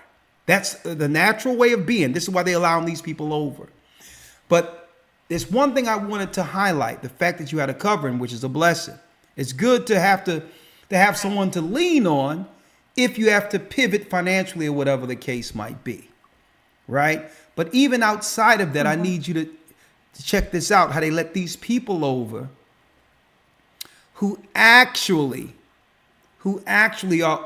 are in financial positions to actually posture against the people who built the country. I need you to check that out. You got the license. They need all of this. They still see you as less than, but on top of that, they have the power to hire and or fire. What's wrong with that picture? Right? What's wrong with that picture? And keep in mind, sister, using that as an example, you will never believe where they receive the loans and all of that to run the business. To run the business that would lead to them being able to fire you. Under the minority laws, the civil rights laws that our people died for or were arrested to receive in this country, is what they're coming in on the black and brown thing with Kamal and all these others to get money that really belonged to our forefathers and the children of our forefathers who died for these particular rights and also fought in past wars. I need you to check out the switcheroo they did on us. So they come over here, they get promised a bag, and on top of that, get grants and all of that based on minority money that came from the civil rights movement, only to tell us what? You can get up out of here. Only to exercise their satanic evil view of us as they did in their own country. And I'm going to tell you, that's deep in of itself, sister. Because when that wife seen you, because don't forget, her husband probably dealt with this sister over there who you look similar to. So now you're getting treated like garbage by these people who wouldn't be here if it wasn't for our forefathers fighting in wars and dying for civil rights. This is a disrespect, not just through them, but through the people, the social engineers over this, who knew exactly what they were doing when they placed these people in our neighborhoods and made them taskmasters over us. So, sister, you should have always thought about, listen, I need to make my own earn outside of them. I need to build my own business outside of them, because without us, they're nothing anyway. I mean, but thank you, sister, for the story. And one piece. Sister, suppose you wasn't married.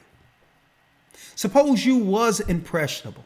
Suppose you're like one of these girls out here who don't have nobody but need the job. And this is what some of these men are banking on. See? So you're the vast exception to the rule, because he did that because what? Why do you think he did it? Because the majority of the time they can get away with it. They can get away with it because so many of our sisters are hurting. They're hurting. So they'll deal with these men quietly, won't say anything, hoping to keep their job and all that.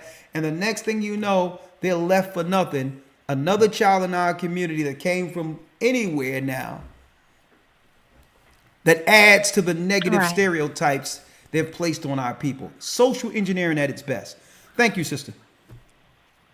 You're welcome. Thank you. Thank you for your testimony. Thank you.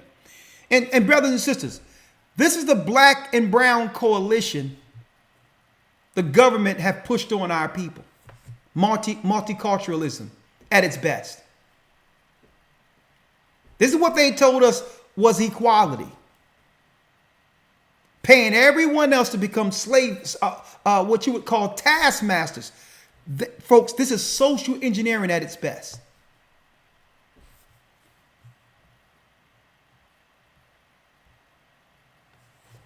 Hamilton has a question. Shalom, Elder Shalom. Great calls, too. I really appreciate it. Shalom, how are you doing, Hamilton? Good, sir. Can't complain about nothing. Blessed by the best, like you always say. Okay, his name is Ahaya. Talk to me. Yeah, I just wanted to say, first and foremost, I just got in the academy, and the first 4 weeks have been outstanding. Oh, all praises.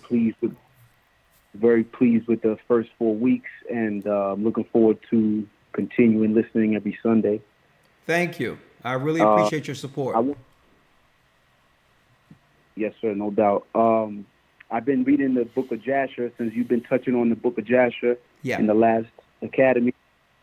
And I came across some scripture about Isaac and Rebekah and how old Rebekah was when Isaac got with her. Yeah. Being she was 10 years old, it made me think of something that I heard in another broadcast that you had spoke about. I guess, I don't know, I want to call them the 1948 people. Yeah. That they're into that.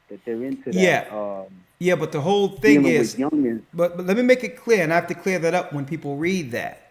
Okay?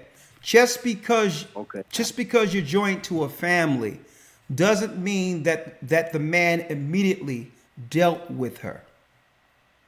You understand? Just because you join families and you live in the same province, it was entirely different, their setup in the past than it was how we're living. We lived in provinces. So just because someone was promised to you at a young age didn't mean you immediately dealt with that person. Okay? She was raised into a wife. Okay? Okay. I'm glad that you cleared that up, Elder. Yeah. That was what my question was based on. It was based on that. Like, could that maybe be why these 1948 people try to go that route? Is that what maybe they use? Well, they can't use that. Okay. And let's just talk about it in general. What I have in front of me here, I have the Babylonian Talmud in front of me. Now, since you're in the academy, don't worry about it because I'm going into the Talmud. And it tells you about all that when it comes to the underage stuff or whatever the case might be. And I'm going to talk about that, how the rabbis talk about that. I can't talk about it here, but I have the Babylonian Talmud right here. And I'll talk about it. I'm going to give you all the few you need in this book. And once I do the excerpts, I'm going to see what I can say live on this particular platform without getting, deemed. All right. But no, they can't use the book of Jasher for that, because what happens is you have to realize if you are promised to someone, you understand, you can live in their province until you come to a time of your flowers or at the age to be able to consummate and all that. All right. So no, the Bible never promoted any level of what we would deem today, child, adult type things. Okay. Everything was done in proper order according to the law. Okay. Understood. So no, they can't use that. All right. Thank you. All right. Thank you. I'll appreciate it. All right. Shalom.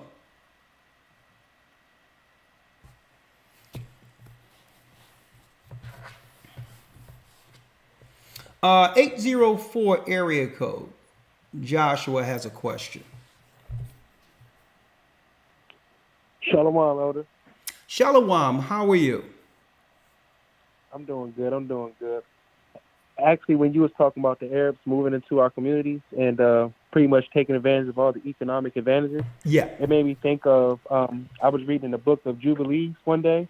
I actually got it highlighted. Chapter 15, I want to say verse 30 in my book. Mm-hmm. And it says, for Ishmael and his sons and his brothers and Esau, the Lord did not cause to approach him, and he chose them not because they are the children of Abraham, because he knew them, but he chose Israel to be his people.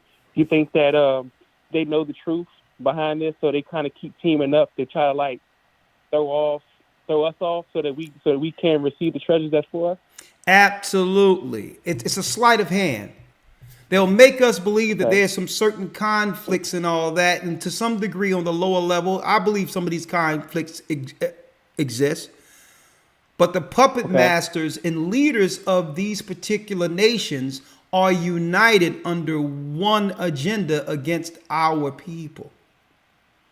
And so they continually keep us looking at the surface of what they're promoting, but at the same time, they're working together. Esau and Ishmael. Like for instance, Esau and Ishmael. Mm-hmm. Like for instance, and I can use the civil rights movement for instance. That was predominantly led by a Christian, Bible-believing movement. So that movement in of itself, when it comes to marching and all that, was actually organized out of the churches. Those who believed in God, Christ, the Bible. This was a spiritual movement that others began to join into. So that was dangerous to them altogether, because not only were we politically together, we were also spiritually aligned in our connection with God. So what did they do? They sent the crooks. They sent the conscious community. They sent Elijah Muhammad. And let me tell you, there would be no higher respect in numbers of Muslims amongst our people if they didn't first come with a Trojan horse first through Elijah Muhammad with the Nation of Islam.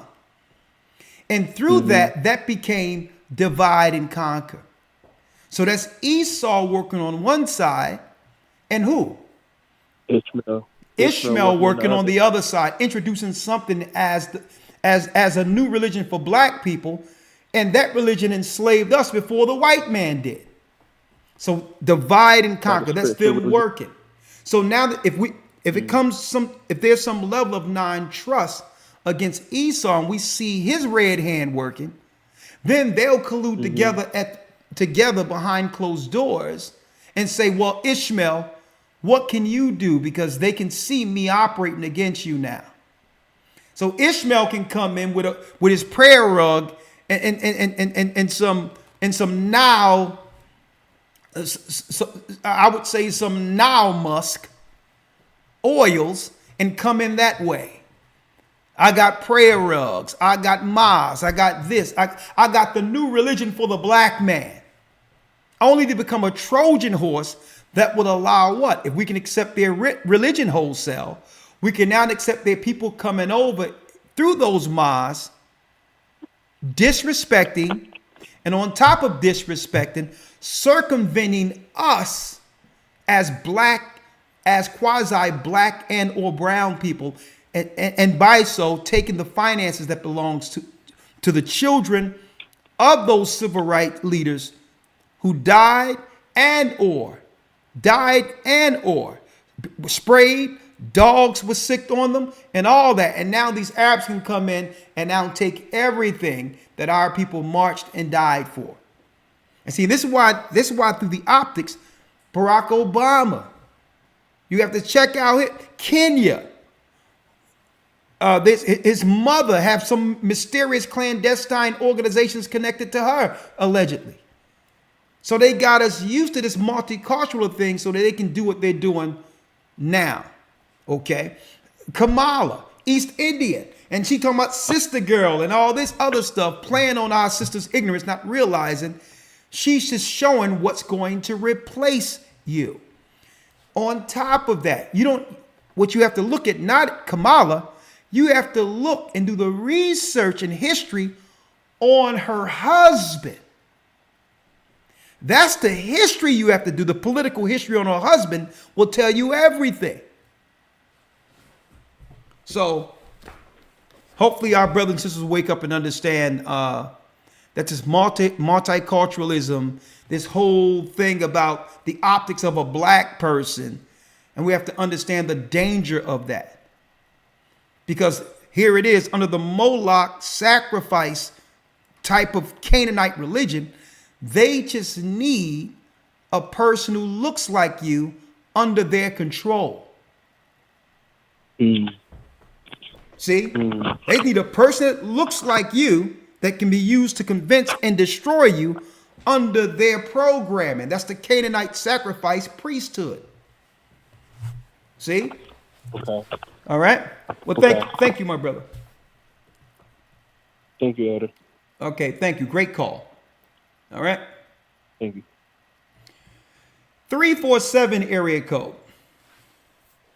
I'm going to make sure I get through all of these. If you're on the line, I'm going to make sure I get you. Don't worry about it. 908 area code. Tyler, I see you. Ty, I see you. Shalom, Elder. Okay, Cecil, I see you. Okay, Trent, I see you also. So just hold tight. I see you all. I'm going to get through all these calls and then we'll just wrap it up for this evening. Okay, and thank you for all your support, of course. They won't let us monetize, but if you have gotten some information, if this have helped your understanding of what's going on geopolitically in the earth, if we've blessed you, please continue to... Shalom, Elder. Shalom. Hold on one second. Continue to support the work. $ GOCC 144 donate. You can donate that way or go to gathertheprice.org. Okay, to help to support the work. Talk to me, Johnny. You have a comment? Shalom, Elder. Shalom. Shalom. Shalom. Yes. You know what?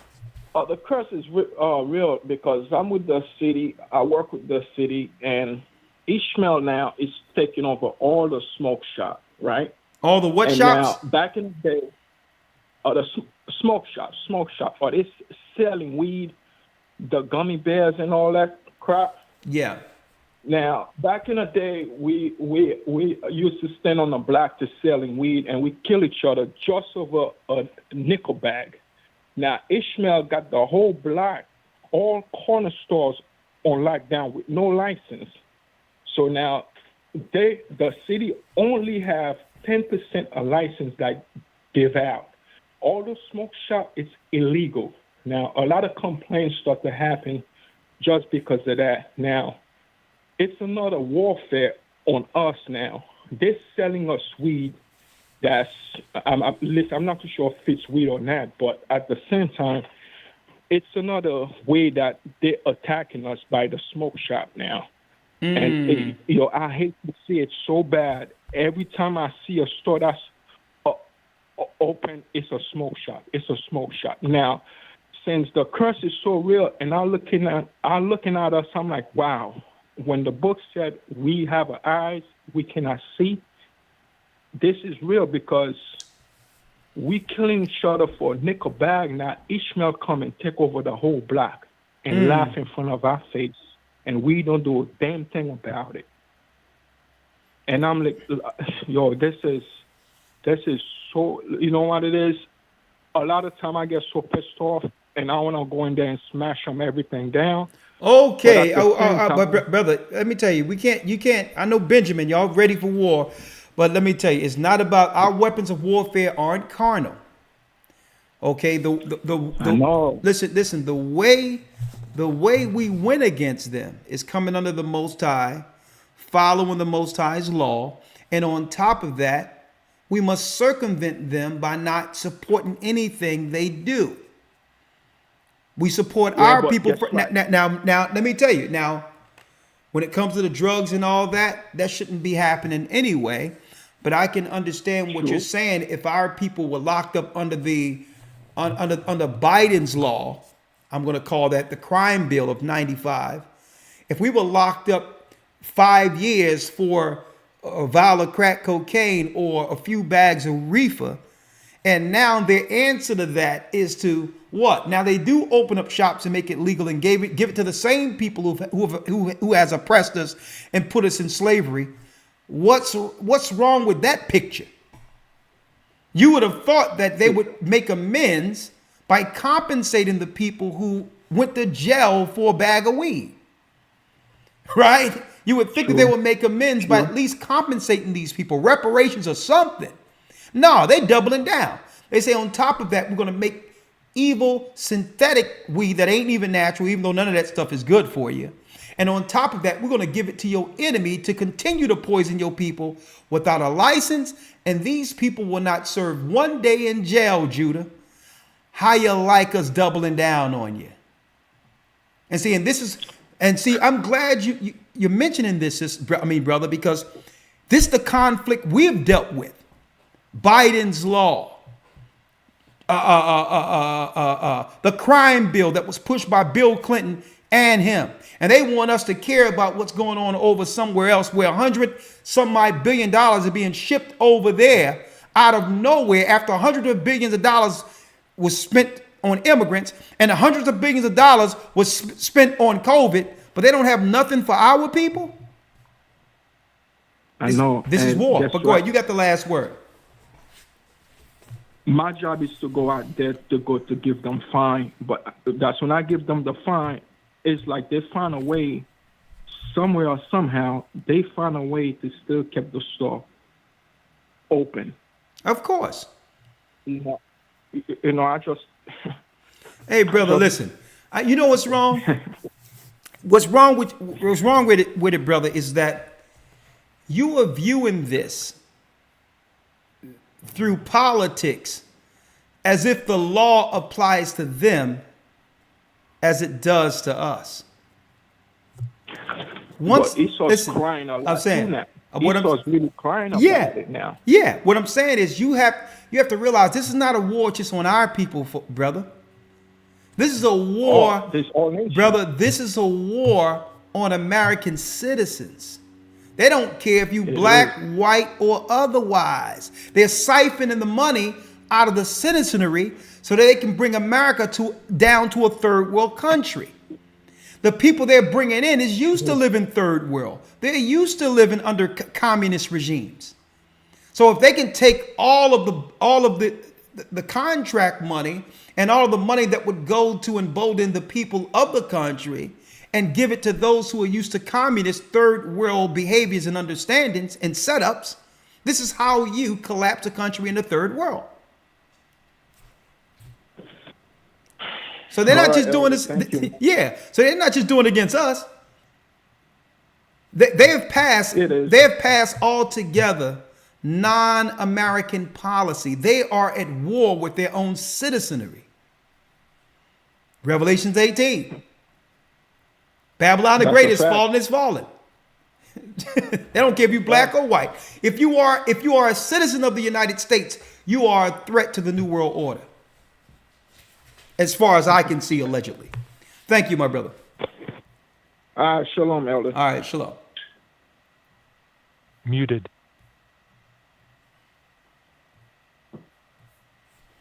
Hold on. Unmuted.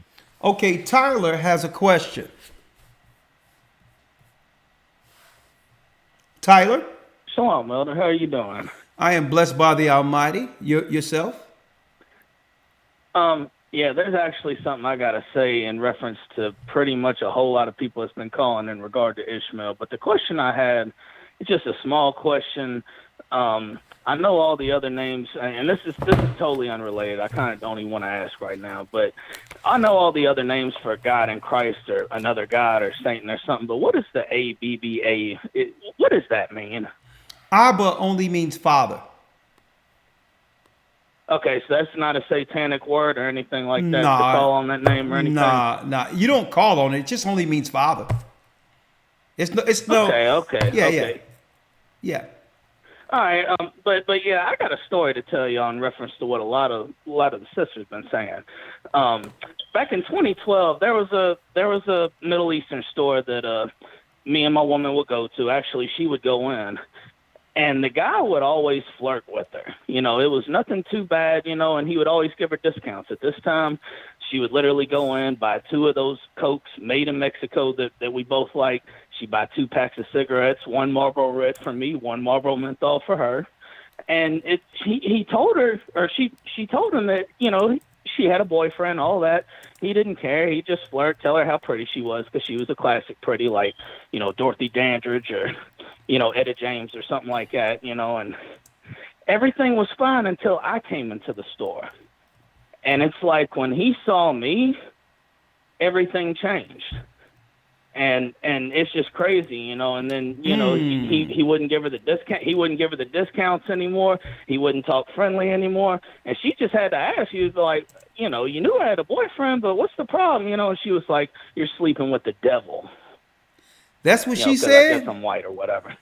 That's what he said to her. He said to her while you were there? Well, not while I was there. This was the time she came, because she came in a few more times, you know, because I would always stand outside and talk to a friend that would hang out in front of that store and do what he did. You know, it was a friend from school that I've known like 20 years. But anyway, she come in and she, you know, she was a straightforward person. She's just like, okay, you was all friendly with me. You knew I had a boyfriend. I'm buying menthol cigarettes for me, Reds for him, you know, a Coke for me, a Coke for him. But when you see that he's white now, whatever, and she's just like, you're sleeping with the devil. And see, all this time, we would believe that they, you know, that they just didn't like us. But after hearing this broadcast, it just makes me think, you know, especially what you were saying, it's like he saw that I was white and he knew he couldn't have her. Whereas if I was a black man or whatever, he figured he had a chance. And that's messed up to say, but I honestly think that's what his train of thought was. Like, seriously. You know? But yeah, he saw me. There was no more discount, because it used to be she only paid for 1 pack of cigarettes. She only paid for 1 Coke. And we went there every day because we both smoked a pack a day and we both drank one of them Cokes out the glass every day. And okay, yeah, hopefully she had to pay for everything after that. Hopefully you've pivoted off of those smokes, ain't you? I ain't even had a dream about a cigarette since I talked to you last. I don't know if you prayed for me, but them dreams have stopped. It's been like 3 months. I haven't had one. Praise the Most High. But yeah, if you did pray for me, thank you very much. Because I just know they stopped after I called you that night. But what I was originally going to bring up was how you talked about how Cardi B was talking to Joe Biden, and it made me think of 1991 when George Bush Sr. invited NWA to the White House. You remember that? Yeah. Right around the time that allegedly it was time to turn everything into gangster. And I was a little kid, but I was listening to that stuff.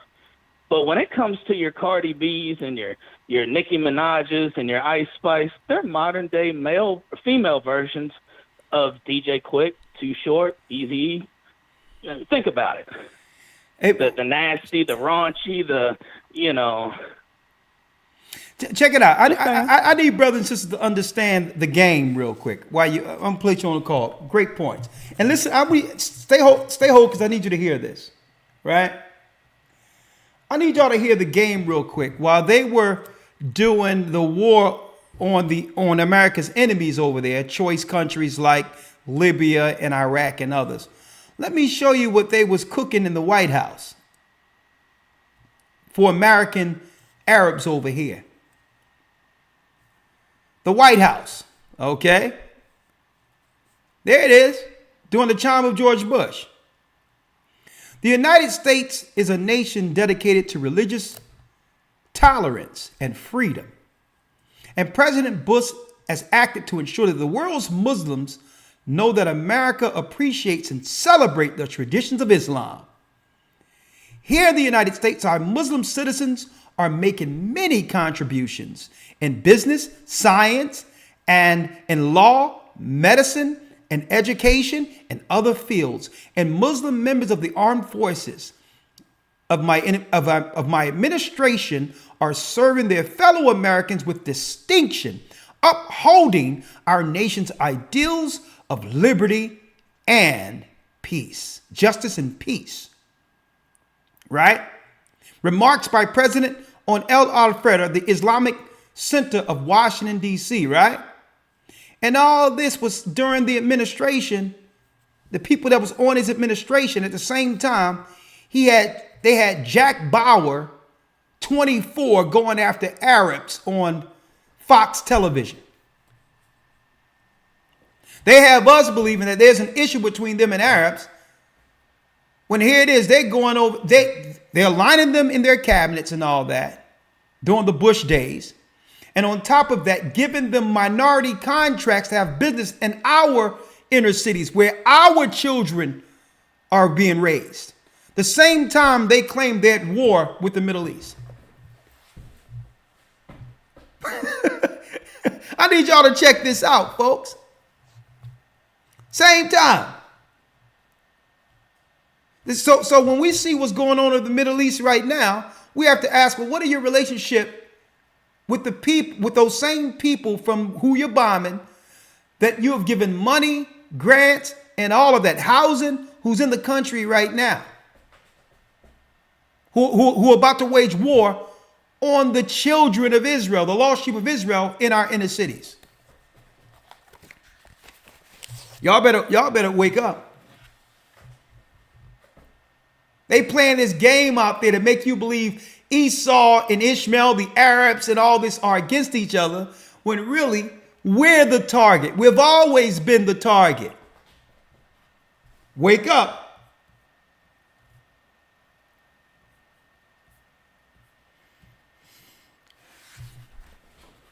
How you doing, Trent? Good evening, Trent. Oh, man. Elder, my God, bro. Yes, sir. Well, Elder, sorry to say, bro. I was gonna ask about I was gonna ask you to break down what's the difference between well, let's start with that. Being called or chosen. So let's start there. But some young men called in, and let's start there. What's the difference between called and chosen? I don't think a lot of people know. The Most High chose Matthew 22 and 14. Okay, let me make it clear. Okay, many are called, few are chosen. Time and chance happen to all men. So just because you hear the word and understand the word doesn't mean you're going to walk in that calling to the end. So the whole world is going to know the truth before it's over. Many is called, but few. And the chosen is a choice we make to follow the Most High. You understand? Come on now. I don't. No, I'm gonna explain it to you. I think there's got to be there's a difference. Okay. Come on now. Listen, I'm called and chosen. Brother, I listen. think Elijah is chosen. Okay. I think right, brother. Right. You asked me. I'm just asking. Listen. You asked me a question. And I'm going to answer it. If you think something different, you have the right to think that. I'm not here to argue a point to where you're wrong, I'm right. You ask me a question and I'm answering. The Bible says, ye that endure unto the end, the same shall be saved. Okay? Judas was called. Okay? Many people were called into the work. But who's going to finish? So that chosen is another dynamic that leads to those who will endure unto the end. Deuteronomy 7 and 6 tell us that we are a special people and that we've been chosen as a people above all people that are on the face of the earth. But does that mean all of us are going to make it because we're chosen? Okay, so are you saying that even the chosen can make a conscious decision not to be saved? What I'm saying is the Bible says only a remnant is going to make it out of the chosen. So that means the chosen. Why is there a differentiation between the called and the chosen? Okay, I'm going to answer the question, and you're not going to please interrupt me so I can answer it. And then I'm gonna be quiet, Elder. I'm gonna rock with you. No, you don't got to rock with me. I'm answering the question. You can be chosen, but still you must endure unto the end. Christ says, ye that endure unto the end, the same shall be saved. We're all chosen, but doesn't mean we're all going to make it. Okay? Time and chance happen to all men. Okay? The difference, what made the prophets different than others, they walked in their calling. And they made a pact. They made an oath with the Most High to finish in their calling. That was a personal choice that turned them into prophets, that made them who they were. So again, many are called, few are chosen. Okay? Ye that endure unto the end, the same shall be saved. All right? All right, so I'll get on to the next joint just because the next brethren what? called in a few women. You get on to the next what? The next topic. The next topic joint. But let me be politically correct here. No, I mean, so like men are having. I'm hearing that's a hard one for men. It's not a hard one for me. I don't have women are not difficult for me. But I think I have to preface as to why, right? The reason why women are.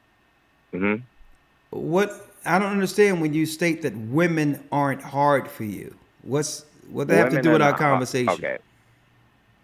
Well, based on some of the men that have called in, there have been some. I mean, this is kind of almost like an elongated conversation of a point that has been made as of late. When I say as of late, I'll say like inside like the last 3 years.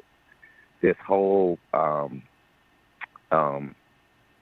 you got to get to it. You got to get to it. Okay. Now I could go. I'm trying to talk slow because when I talk fast, a lot of people. Okay, all right. I'm gonna get to it. All right. So I want to say it slow enough so people can understand it, because I could talk too fast where people don't understand it, and I could use. No, you're talking to me. Let's do it because I got it. I got calls, so you got to bring it. What are you talking about? All right, so I'm gonna say it within the trajectory that I normally speak, and in the fashion and cadence which I normally speak. So I'm looking at it, and I hear men and women, and there seems to be like this dichotomous infraction that is placed between men and women, to the point to where even it is starting to become a placard, if you will, between men and women, even within the black dynamic or the Israelite dynamic, right? And I don't like it. Now, is there some merit to it? Absolutely. But what I'm starting to see is I think that it's becoming something that is so skewed where we're starting to become individualized and not becoming one. To the point to where, I mean, like women, men are not rocking with each other. That's the point that I'm trying to say. Now, I don't have that issue. But I think that I know why I don't have that issue. But there are a lot of, the statistics that was brought out, men between the ages of 18 and like 32 have not been able to have any type of romanticism, if you will, reading between the lines, with a woman inside of a year. And there is a lack of respect. But I'm going to need you to land this and tie it up so I can answer to what your true concerns are. Okay, let me land it. Women don't respect men, and what I mean by that is women have gotten to a point where they don't respect men any longer. Like dead and gone. Okay. Right? Now I'll let you rock with that. Okay, let me rock with that. Okay, I'm gonna rock with that. Right. Now, all right. I'm not going to generalize. Okay, because there are a lot of women who respect men. I'm not going to look at it that way. The way I'm looking at it is we as individuals choose our interactions. If someone chooses to allow disrespect, then that's an individual choice. A respectful man doesn't have to accept disrespect or dishonor. Same as a woman. So I'm not going to generalize. Listen, I won't allow anyone to disrespect me. Okay? Because I will respect others. Do unto others as they do unto you. Now let me make this clear. I believe the conversations are necessary to be had when it comes to the understanding of man and woman. Far too long. The dynamic between the two. Yeah. Far too long, one of the issues have been, since time immemorial, the issues have been us just burying our captive Willie Lynch mentality without addressing it. And how ugly it may look, I believe the conversation will lead to understanding. And I believe this thing of being silent intentionally kept the curse going, with a man being under his programming that wasn't healthy long-term to overcome the curse, as well as the woman. Any conversation. Hold on, but let me ask you. Ain't no hold on. What does that mean? Listen to what I'm saying. No, I'm just saying, what does that mean? Okay, I'm going to place you on hold, my brother. Okay, because again, if I'm speaking and you speak in between, that means you aren't listening. Okay? So do you want me to answer or do you don't want to answer? I'm trying to listen. Yeah. I just wanted to know, like, exactly what does that mean? Because sometimes people may not know. Brother, you cannot quantify what 2,000 people are hearing. It's not up to you to understand that. I'm answering you. When you generalize and say all women don't listen to men, that's wrong. We got 3,000 people here. That's error. You can't do that when you have women who called in today, who's respectful, who isn't like these women you're talking about.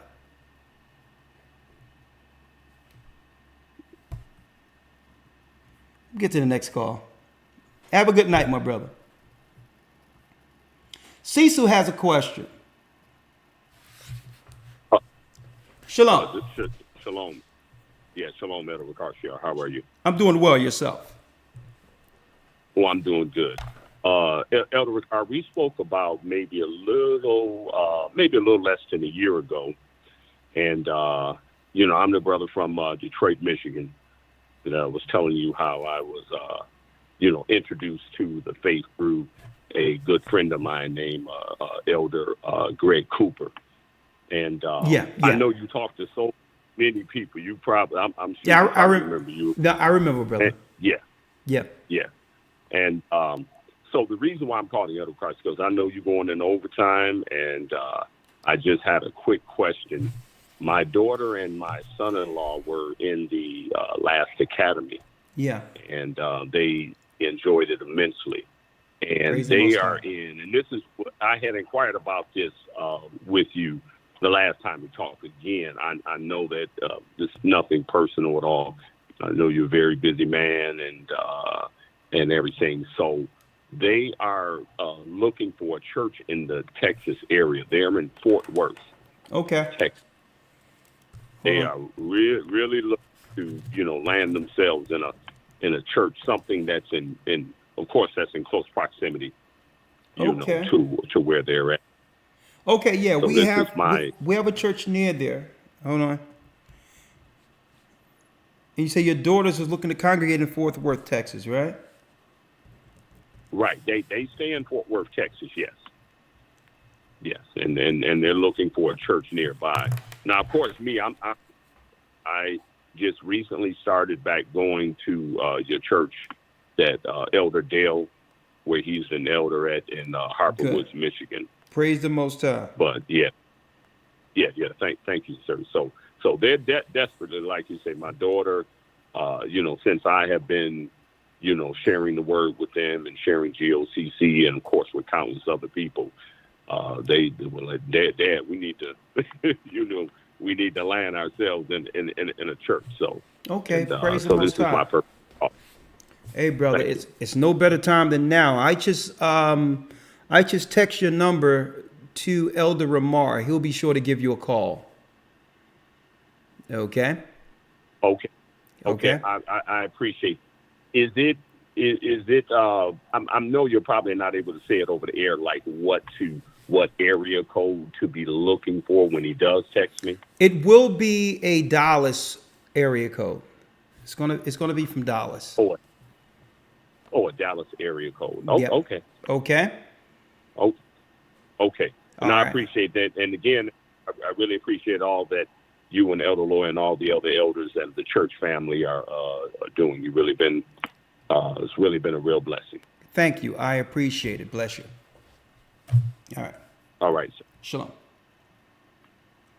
Another thing I wanted to thank you, brother. I'm going to make sure that your daughters get in and be baptized and be guided. Another thing I wanted to talk about real quick. There's some people running around with some weird doctrine, Bantu Africa doctrine, claiming that Israel is in Africa and all these others. And y'all just got to be careful with that, because what they're trying to do is they're trying to throw negative against anything that they can have when it comes to this church, instead of just going out and doing what they got to do, right? And just teach what they think Christ should be teaching. If you believe that Israel is in Africa and that this church isn't correct, just Godspeed. We wish you the best. Just go ahead about your business. You don't have to say anything. Do your work. Y'all have to be careful. There's many people out there who just are gathering because they have negative spirits and they just want to join with a group of malcontents to try to attack. And I'm saying, listen, we pray for you. We don't believe that Israel is in Africa. Why try to reach people in our church about our church? Just go do what we're doing. And if you're teaching the truth, then Christ will have sheep for you to guide. I wanted to put that out there. There is no Israel in Africa, folks. Don't believe it. And what they'll do is they'll try to throw some negative and try, this happened here and this happened there, to only peddle, to peddle some doctrine of Bantu Africa. Okay? So be careful. That's out there. All right? It's a doctrine from the pits of hell. All right. Victor has a comment. 305. Victor. Shalom, Elder. Shalom. How are you? Shalom, Elder. Shalom. How are you? I'm doing fine. Good. All right. Great. Can Elder Lawya hear me? Yes, he can hear you.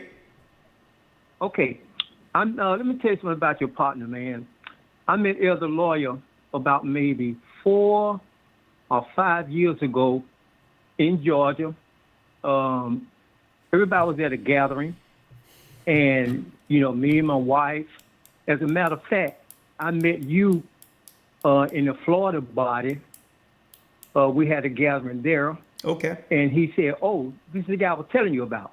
So we took a couple of pictures, but anyhow, at that when that gathering was completed, everybody went, got a bite to eat. So I'm driving. Elder Lawya is in the passenger seat. Now, I was a Seventh-day Adventist. I had never heard of a Hebrew Israelite. So, since I was a Seventh-day Adventist, and what I knew, I used to really tear down a Sunday preacher. So, I'm debating with Elder Lawya. He's not debating. I'm throwing this at him, and he's knocking us down. I'm throwing this at him. He's tearing us apart. I'm throwing this at him. Well, thus say the Lord. I don't even think he knew I was debating. He was so calm. This young man, planted a seed in me. My wife was baptized. I got baptized. That seed that Elder Lawya planted created my son, Hebrew Harris. I have a daughter in the Texas body done got baptized. I have a grandson that's about 8 years old. He loved the Most High. He loved reading the Bible. I mean, he have all kind of books, book about Moses, book about the 3 Hebrew boys, books about Daniel, and they all have our color of skin. He loved the Most High. So Elder Lawya planted a seed that took care of 3 generations. Look at that. And I thank the Most High that he touched you and you touched Elder Lawya, and Elder Lawya was able to do a good will in my generation and 2 others behind me. Look at that. So I really, look, man, I think, look, man, I thank the Lord. Now, Elder Lawya, you know who I am, right? You there, Elder Lawya? Elder Lawya. Oh, let me see if he's there. Okay. Hold on. I know he's there. I see him there. It's show him there. Elder Lawya, can you unmute? You know, sometimes Lawya be. We probably passed. Okay. We probably passed Lawya's bedtime right now. You know. Well, you relate that to him, Elder. I mean. Oh, let me look, see if let me get him here. One moment.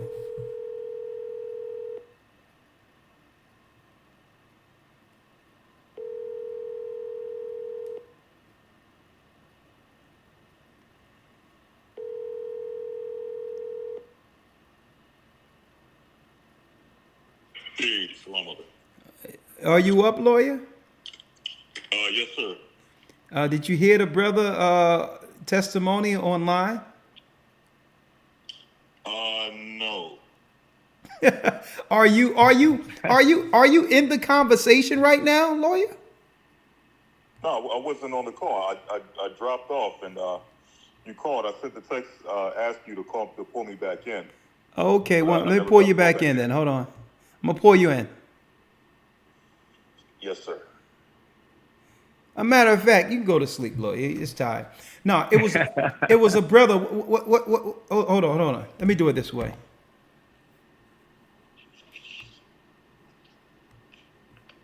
You know, I can go forever. Shalom, are you there, brother? Yes, I am. Okay, 1 second.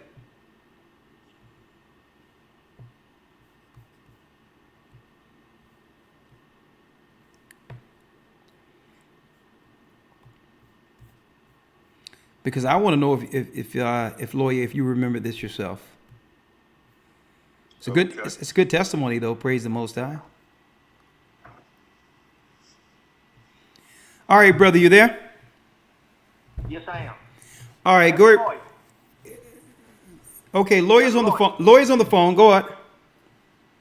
Okay, you remember I met you about 5 years ago in Georgia at a function. You know, me and my wife, some other people, we was all there, and once it got over, everyone went out to get a bite to eat. And I was driving, and you was in the passenger seat. And I started asking you all these questions about the Bible because I had never heard of a Hebrew Israelite. And I mean, we was talking everything I was throwing at you. I mean, you was knocking it down because I was a Seventh-day Adventist. So when I go up against Sunday preachers, I just tear them apart with what I thought I knew. But when I got beside you, I'm debating, and you're not.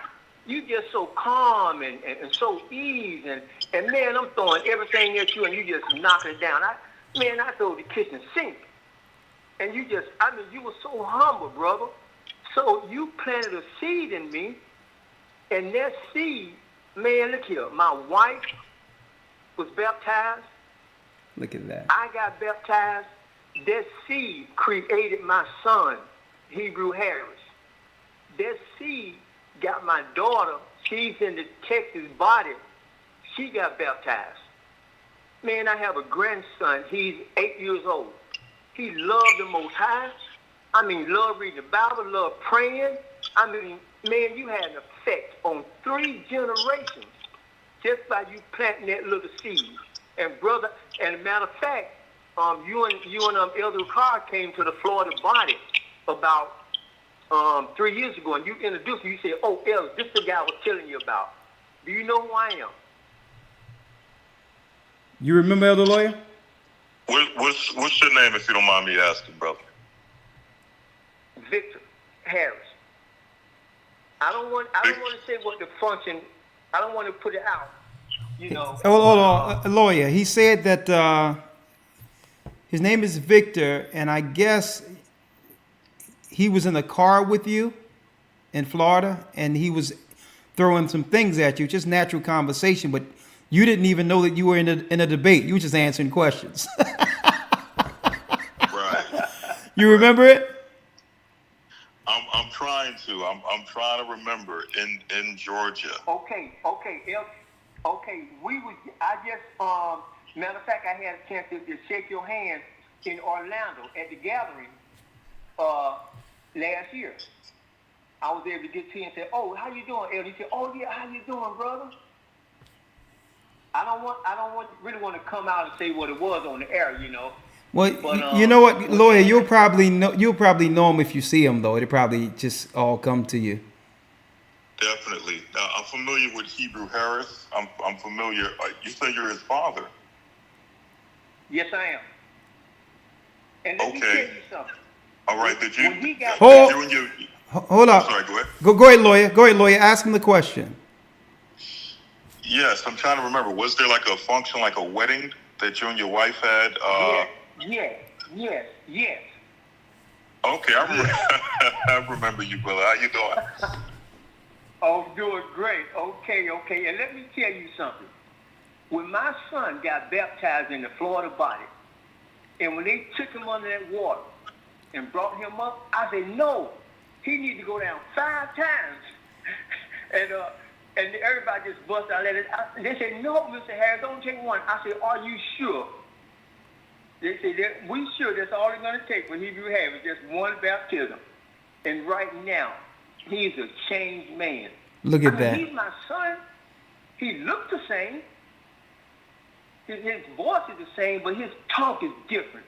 His walk is different. And I am amazed at what the Most High have done in that boy's life. Look I at am that. amazed. Just by that seed that you planted. And you didn't even know it. Man, I was debating. I was trying to tear you apart. But young man, I couldn't do nothing with you, man. Because you came straight out of the word. Man, all praise to the Father, sir. Look at that. Thank you, Elder Lawya. I just wanted you to hear that, you know, and go ahead and get some rest, young man. Yes, sir. God bless Yes, you. sir. All right. Shalom. Okay, shalom, Elder. You have a good night and be blessed, brother. Hold on. I'm going to go back. It's just a blessing to hear. And you know why it's a blessing to hear? I'm smiling ear to ear. And the reason why is because, you know, there's a constant reminder to all of us to why the Most High called us. Right? Are you there, my brother? There's a constant reminder to all of us, and it's a humble, it's a humble honor to hear how this ministry have affected so many people positively.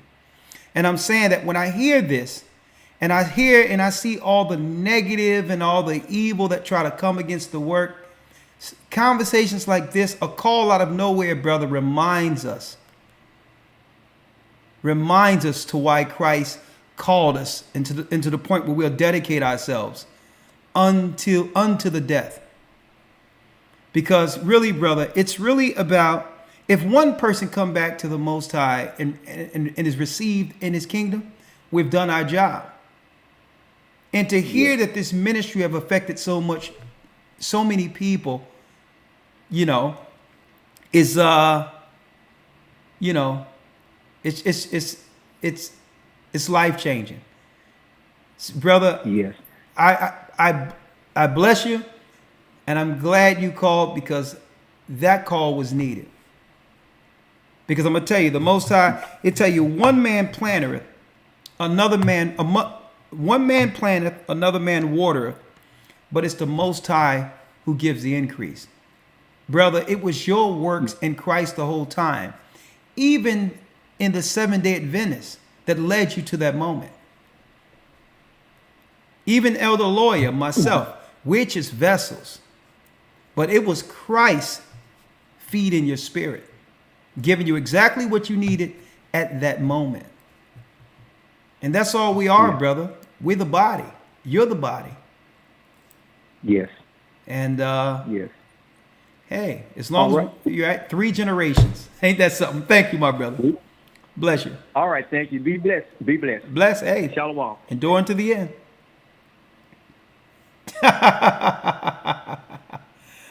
You know, your lawyer, this guy wanted a debate, and there was no debate. The lawyer's like, well, no, go to this scripture here. Oh yeah, I understand what you're saying. Go to that scripture there. Okay, you see that? Okay, go to this scripture here. And the other brother was in a full-scale debate. Woo! Lord. If there's any such thing as a spiritual ninja, Elder Lawya. Let's see. I mean, that thing should have been recorded. I would have loved to see that myself. 305 area code.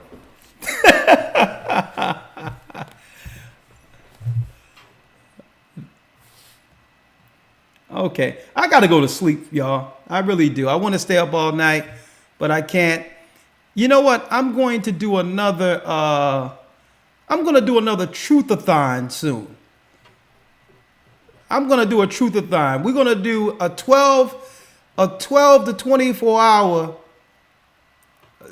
broadcast where we just switch teachers out, subjects and all that for a whole, do an overnight in the morning. I'm going to do that. It's coming. Another truth-a-thon. I sure like to hang with y'all tonight, but that who can top that call? Well, it isn't about topping anyway, but what a great call. 3 generations. And I want even others who may not fully receive what this ministry has become. I just want brothers and sisters to look outside yourself and see the work itself and the impact it have had on so many people, not for our sake, but to see the Most High and get on the path to do the right thing, to understand what a work is about. Because no work is perfect. Even during the time of Paul, he was saying, many will have gifts of prophecy, many will have this or that, heresy or all this other. But as long as Christ is taught is the key, which is the overall objective. And if it put people on the road to righteousness, is it not enough? Is it not enough? And you know what that comes through? People can say whatever they want to say about the disciples, all of them, and the work even to what we have today, a serious apostleship or whatever the case might be. But what makes it what it is what? The endurance, the consistency. To even people can go on about their life and they may forget about a few things and just go back into the world, but all the time in the back of their mind, even brothers and sisters out there who just go about their life, it's a certain spirit of what you would call comfort to know that regardless of what people are doing in their personal life, whatever the case is, that they're always able to circle back, to get right back, folks, on the mission, knowing that we're here. And that's the spirit of consistency, where people have done all types of things to circle back and say, let me chime in and see what's going on with the elders of the Gathering of Christ Church. And you know where we were? We were here.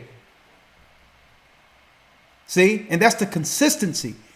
Ye that endure unto the end, the same shall be saved, which is so important.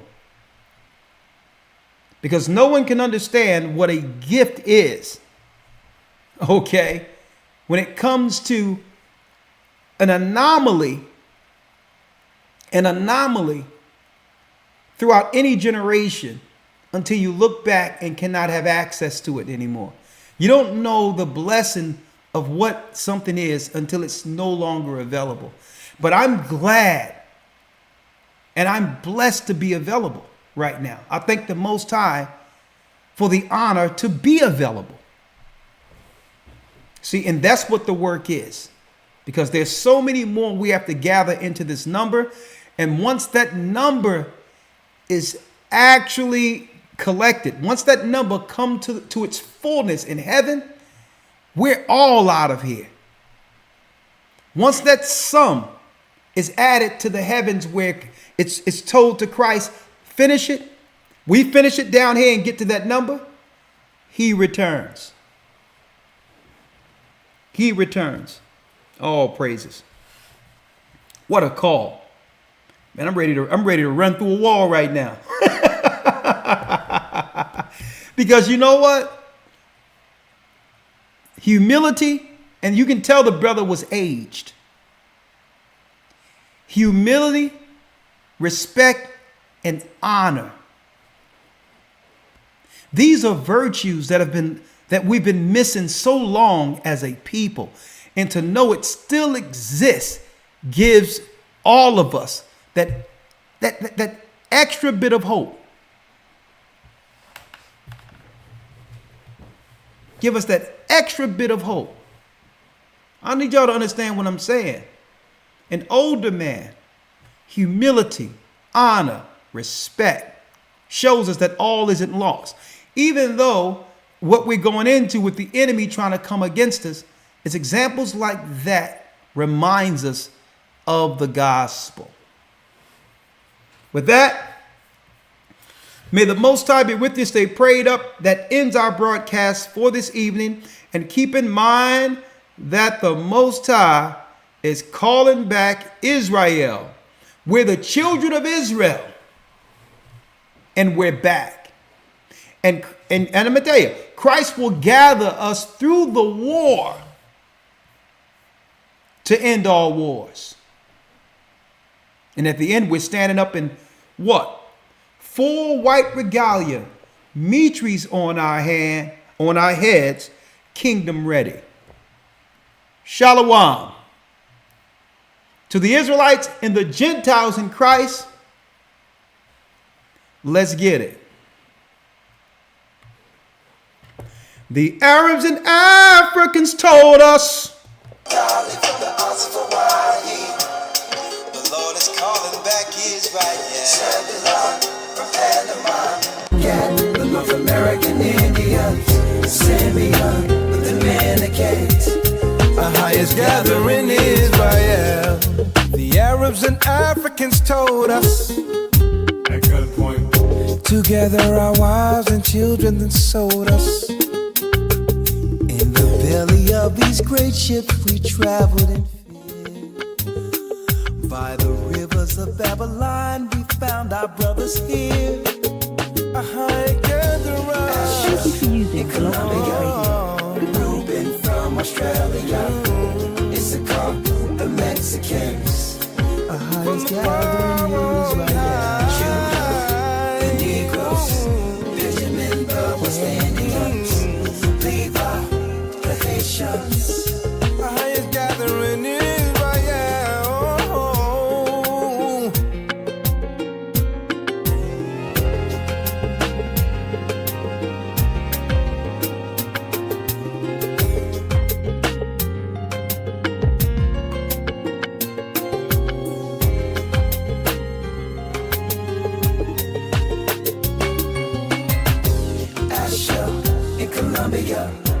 Reuben from Australia, Issachar, the Mexicans.